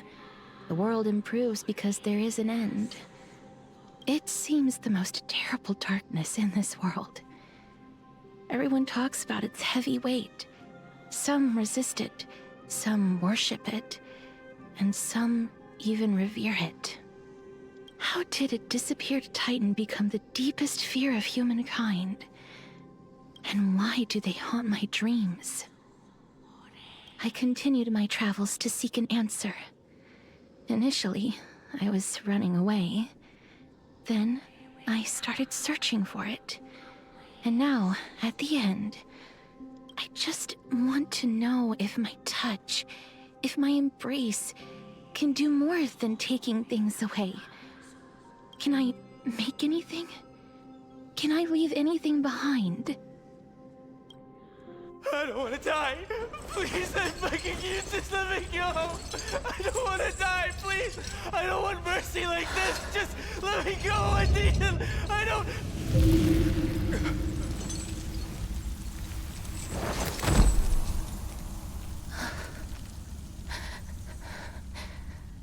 I hate these icy hands.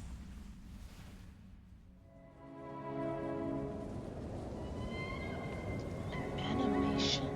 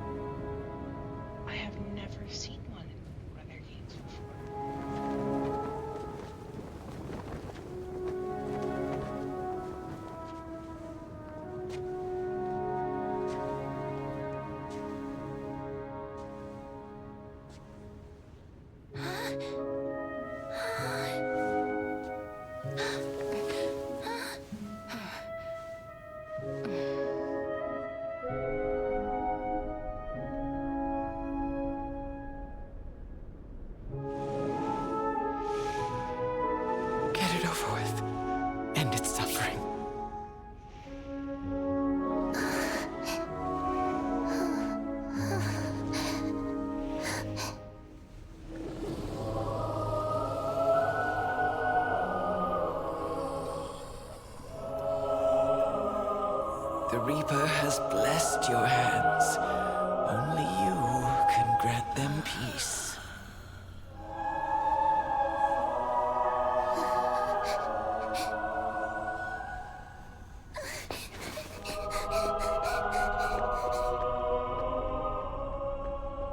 This poor girl.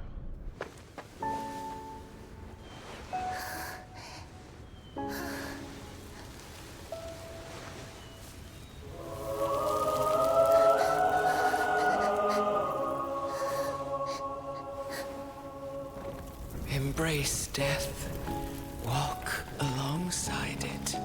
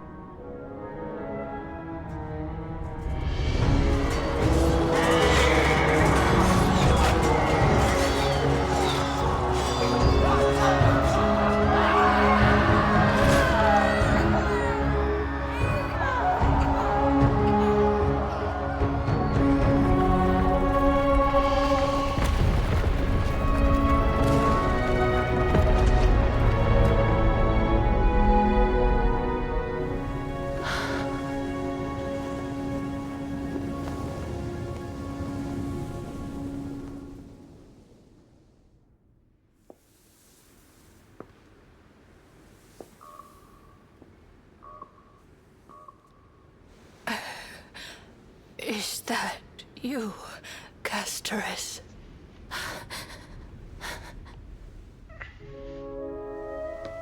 All of them have gone, heeding death's summon, crossing into their domain.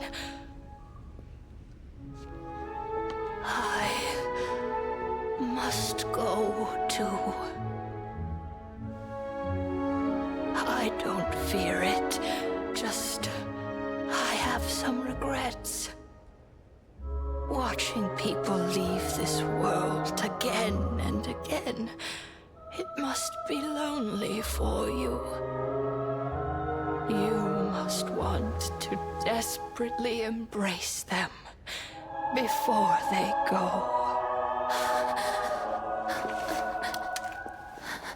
I can't. These hands, they're too cold.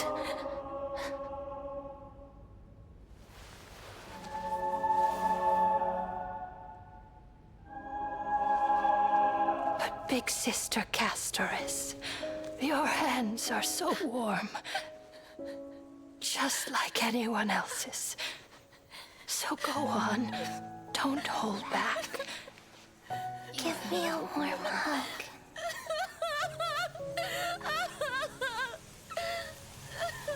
Okay, I'm gonna cry. Ha ha ha ha ha ha. Time for me to cry now.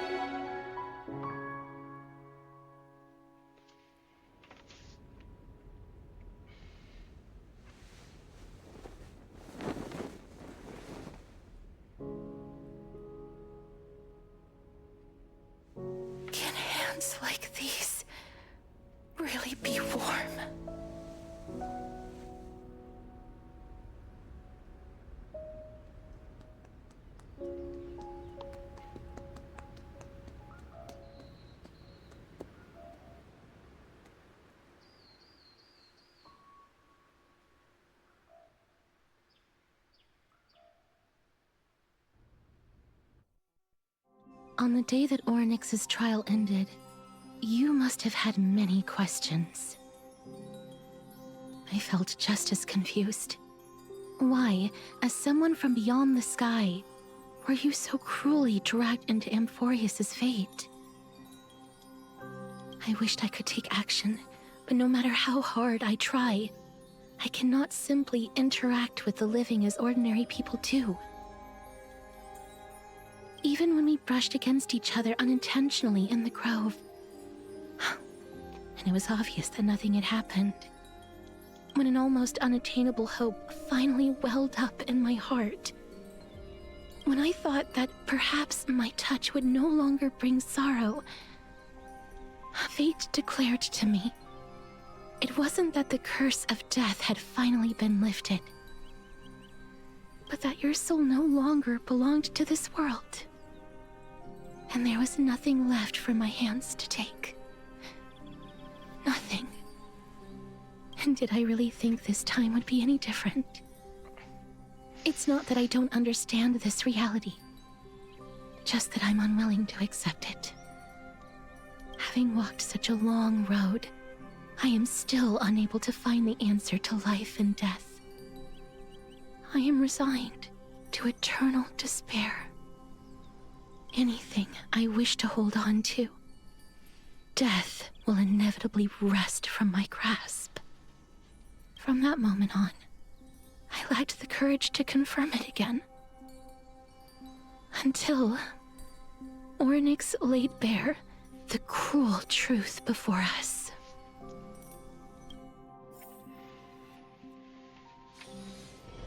But now, perhaps I might have one last chance. Long ago, Trinan read a prophecy to me. At the end of the Sea of Flowers, the souls of the living shall warm thy fingertips, and after an embrace, there shall be eternal separation. I found no surprise in it, for her words sounded not like a foretelling, but a perfect reflection of my past. Embraces in this world are born of reunions. Yet, my touch speaks only of farewells. In that moment, I had no doubt that this destiny would weave itself through the entirety of my life. And yet, things have taken a turn for the better. Now that I can finally have an audience with Thanatos, perhaps I can rewrite the meaning of that fated prophecy. I have no reason not to give it my all. For your sake, and for my own. With that, I won't have any regrets.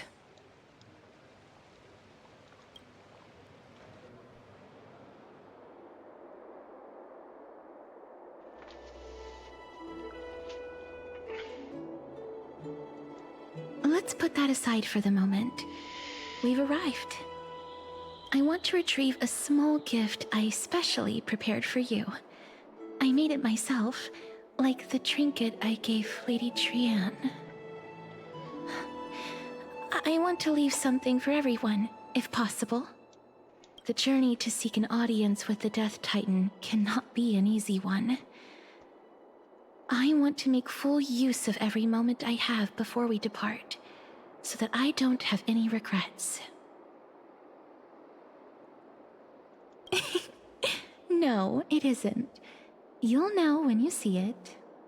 Look, it's right there. Huh? Where did it go?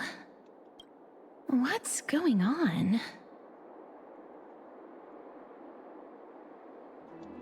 I am not some corrupt grown-up. What's this? The coin of Zagreus and a slate. So it's her. Cipher. No doubt about it. This is her favorite symbol. It's Lady Cipher, the demigod of Zagreus whom Lady Aglaia had spoken of. She's a master thief who's left legendary tales all over Amphorius. So many years have passed, yet she's still announcing herself in such a crass manner. Let's just do as the slate says and look for Lady Cipher. Not calling her a crass and screaming. My baby, what is it? Okay, dear Princess Homebody, walking through the busy garden, I discovered the remarkable gifts crafted by Princess Homebody. That's a crazy nickname to give someone, by the way. Diabolical, really.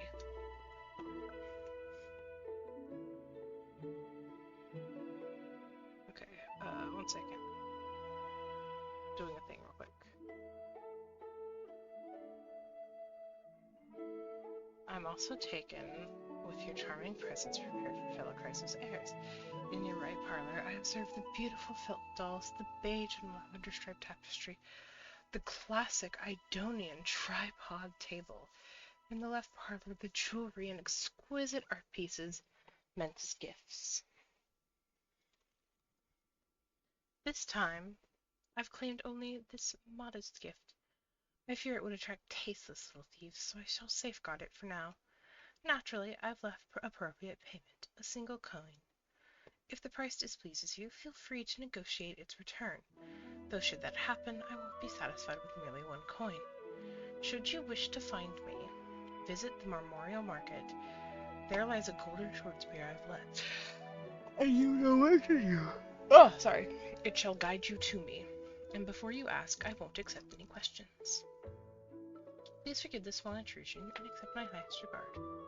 P.S. Who displays biological specimens at home? They're quite unsettling. You might want to store them away when entertaining guests. P.P.S. Despite your considerable investment in the Idonian ossuary hanging in your parlor, I regret to inform you it's a fake. The original was craftily switched by the cunning scholars of the Grove of Epiphany. The full story can be found in the yet unpublished memoirs of Cyphera. Sincerely, Kitty Phantom Thief.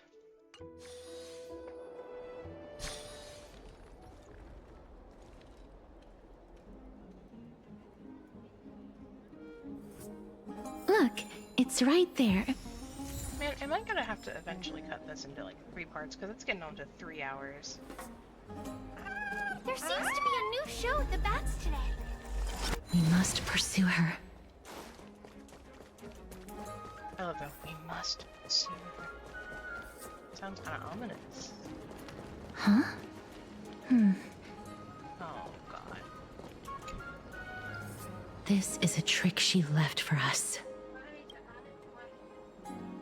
Thank you, Mima.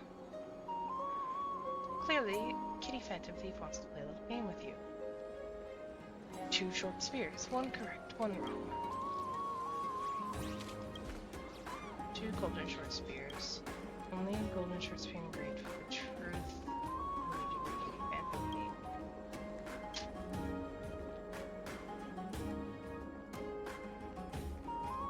Alright, good night! The left spear is engraved with the words, "Don't be fooled." The right spear is engraved with lies. Spears engraved with words, "Trust me," "Great mystery." Both spears are engraved with the truth.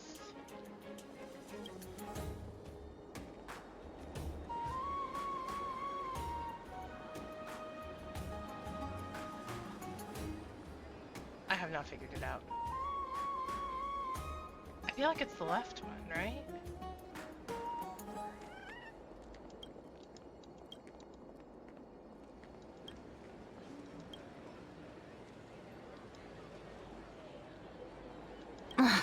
She's incorrigible. Follow me. So I got it right? I hope so.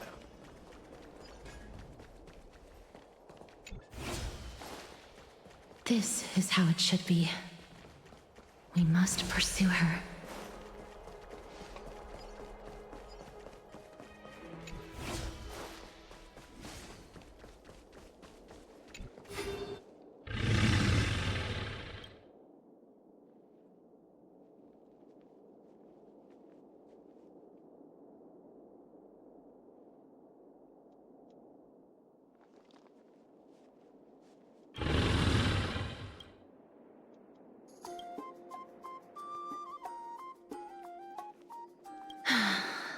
Lady Cypher, please come on out. You're still careless as ever. Shouldn't you keep such a precious gift near your bosom? Since you know it's a gift for someone else, please give it back to me. Stop hiding among the people and letting the wind carry your voice. Now, since I know it's a gift, that just means I need to milk its worth. The children of the wind never stay for long in one place. Unless your offer is tempting enough to steal the wind. What say you? Name your price. I'll give you however much you want. Damn. What's wrong? No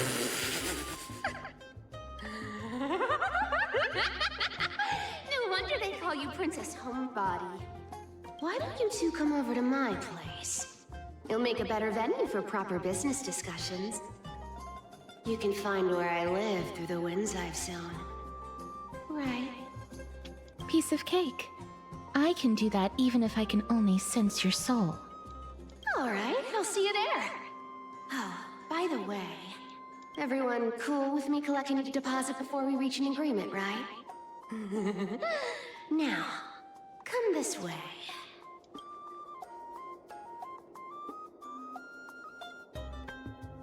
Ugh, she's incorrigible. Follow me. Dear Princess Homebody and Crane Mystery, you probably guessed already, I had no intention of showing up at the Pack Beast workshop. This means, of course, I had no plans to return the gift either. This was just a warm-up for a little game of cat and mouse, but surely you've realized the kitty phantom thief never cared about stealing a mere trinket, right? No, what I'm really after is your hearts. Just kidding. I have no interest in your hearts. If Princess Homebody can track my path, then by all means, try. I'll be waiting at the end. And rest assured, we'll meet face to face this time. P.S. Grey Mystery, where did you get that dew of divine blood? Don't tell me it's a gift from the seamstress. I'll taste it for you. Sincerely, Kitty Phantom Thief. Man. Out here really stealing everything, huh?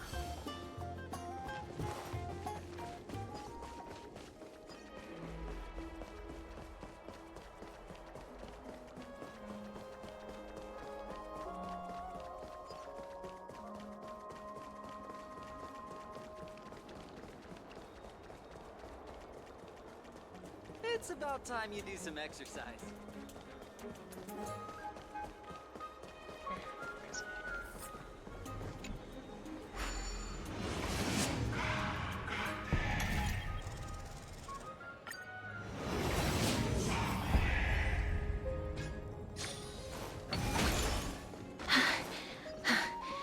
Here we are. Over here! Over here! No, not that way! This way! Come on. If I really wanted to hide, you'd never find me. So relax, you two. No need to get your hackles up. I'm not that scary, am I? Meow. No way. Some people might have been into that a millennium ago, but it's long since gone out of style. Man. Loosen up, buddy. Shall we get down to business? Give me the jewelry piece first, or everything's off the table. Oh, come now. Don't be so upset. Relax. Relax. Look, isn't the view here just great? You can see what everyone is doing and where they're going, and they won't even know you're here. Now that we've broken the ice, let's get to the point. Everything I've said so far has been a joke. I'm inviting you two here for 3 things. 1. The seamstress found me, and wants me to take you to Styxia to look for the Death Titan. 2. The Council of Elders also found me, and wants me to make sure the core flame of Thanatos ends up in their hands. And last, but not least, I'm telling you that I'm not interested in doing either of those things. Don't go look for the Death Titan. The end.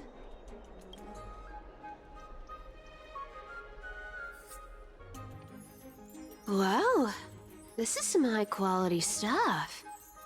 And this room is full of it. How much are these worth, Did you get all this through that Aranova gimmick? Some of it is family fortune, while the rest came from my business as a dressmaster. Don't liken the flame chase work to your shady dealings. Wow, I should have busted down your door instead of going around like a thief. Well, spill. Why are you giving me so much money? Payment for doing work. You're worth this much. Did you forget my stance to all this? I thought I made myself very clear. You wish to run away. Run away from your responsibilities, from the prophecy, and from your destiny. You shall walk with greed and die over petty change. I understand this prophecy weighs on you immensely. That is why I have never reproached the demigod of trickery for running away. But I need you right now, so don't turn me down. You know, maybe the gods got your tongue with their golden threads, Aglaya. I'm not hearing any sincerity in your words. Give me a reason why you're bowing your noble head to me. We lost Trian. Oh. The divine power of passages is running out. I need another demigod to escort Castoris and help her fulfill her lifelong wish. Oh, I get it now. You're sending Castoris to her death. And you want me to die with her. This is Castoris's own request. I have never seen her so determined. She brought this up herself? You're not pulling my leg. She's also made up her mind to leave her confused past behind. As will you, Cypher, when you finally make up your mind. Don't be so sure. Time is hard in the likes of you and I. But Castoris remains pure as driven snow. She can always turn back before the end, you know? Maybe she'll remember Trian's sacrifice. Maybe she'll remember the countless martyred Chrysos heirs. Maybe she'll remember you, with your one foot in the grave. I ain't as optimistic as you about what she'll want to do. Tell you what, why don't I take this room of treasures as a security deposit, and we make a bet? Go on. I bet she'll change her mind and turn back. Now, if I lose, I'll do what you want me to do. Return this deposit to you, plus giving you another room full of treasures. How does that sound? You sound like you have all the confidence in the world. In that case, let's make a pact with those conditions. I hope you're prepared to lose it all. In conclusion, I want to win. So I hope you two can give up on going to Styxia. I'll give all the treasures in that room to you. And you can split it between yourselves, however you want. What do you think? Tempting, right? I decline. If we don't find the Death Titan, her soul will... Oh? I can't go into the details, but we have to go to Styxia. I really don't get how. Princess, homebuddy, You keep talking about needing to find Thanatos, about getting rid of your curse, and you don't care about anything else. But did you ever live for your own pleasure? Even for just one day?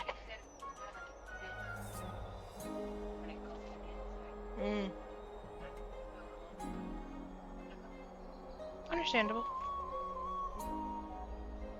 What are you trying to say? I'm saying, contrary to your beliefs, Aglaia didn't take you in just so you can die for her Aranova. The flame chase journey walks hand in hand with sacrifices. Isn't that why you're always running away from Lady Aglaia? Fine. Never mind. We all have our own problems. I ain't gonna say anything anymore. It's not like I was gonna honor that bet anyway. But listen to me. Styxia is no tourist destination. Sure, the treasures buried in there are 10, no, 50 times richer than Aglaia's vault. Yet, I've never been there. And I never plan to. Because even a demigod can't be sure they can walk out of that place alive. And now I'm supposed to escort you to Styxia. Sure. Pay up.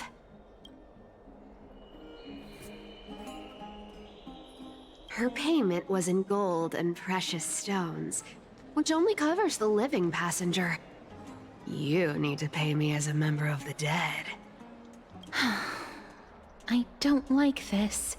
However, I have lived a longer life than most people.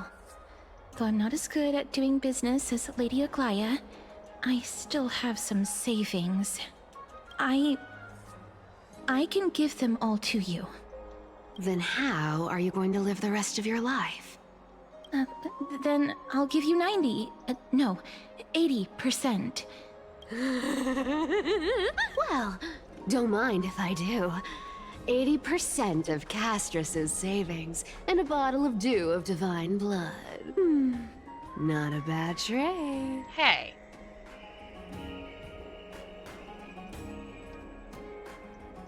Okay. I didn't know you hold grudges. Gray mystery. Here! Catch. Be careful with that! A minor change in plans, though. Don't go to the bath tomorrow. Come look for me at Akima's city gates instead. So, why are you changing the meeting place? Oh, nothing really. Just a bit scared of the seamstress's frosty face. I wouldn't stay a second longer in Akima if it were up to me. Well, now that we've struck a deal, why don't I give you guys a lift back? It's gonna be a long ride. So have a good rest. What the heck?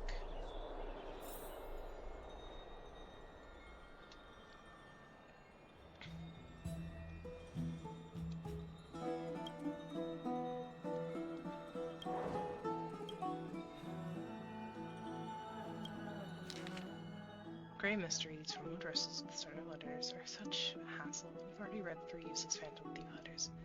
I've left Princess Homebody's gift here. Take good care of it. Remember, skip the baths and go straight to Alchemist City's gate. Me, you know I have no patience. Come late and I'll leave without you. Clear. P.S. Yes, I'm the one who tucked you in. You're welcome. That's so cute.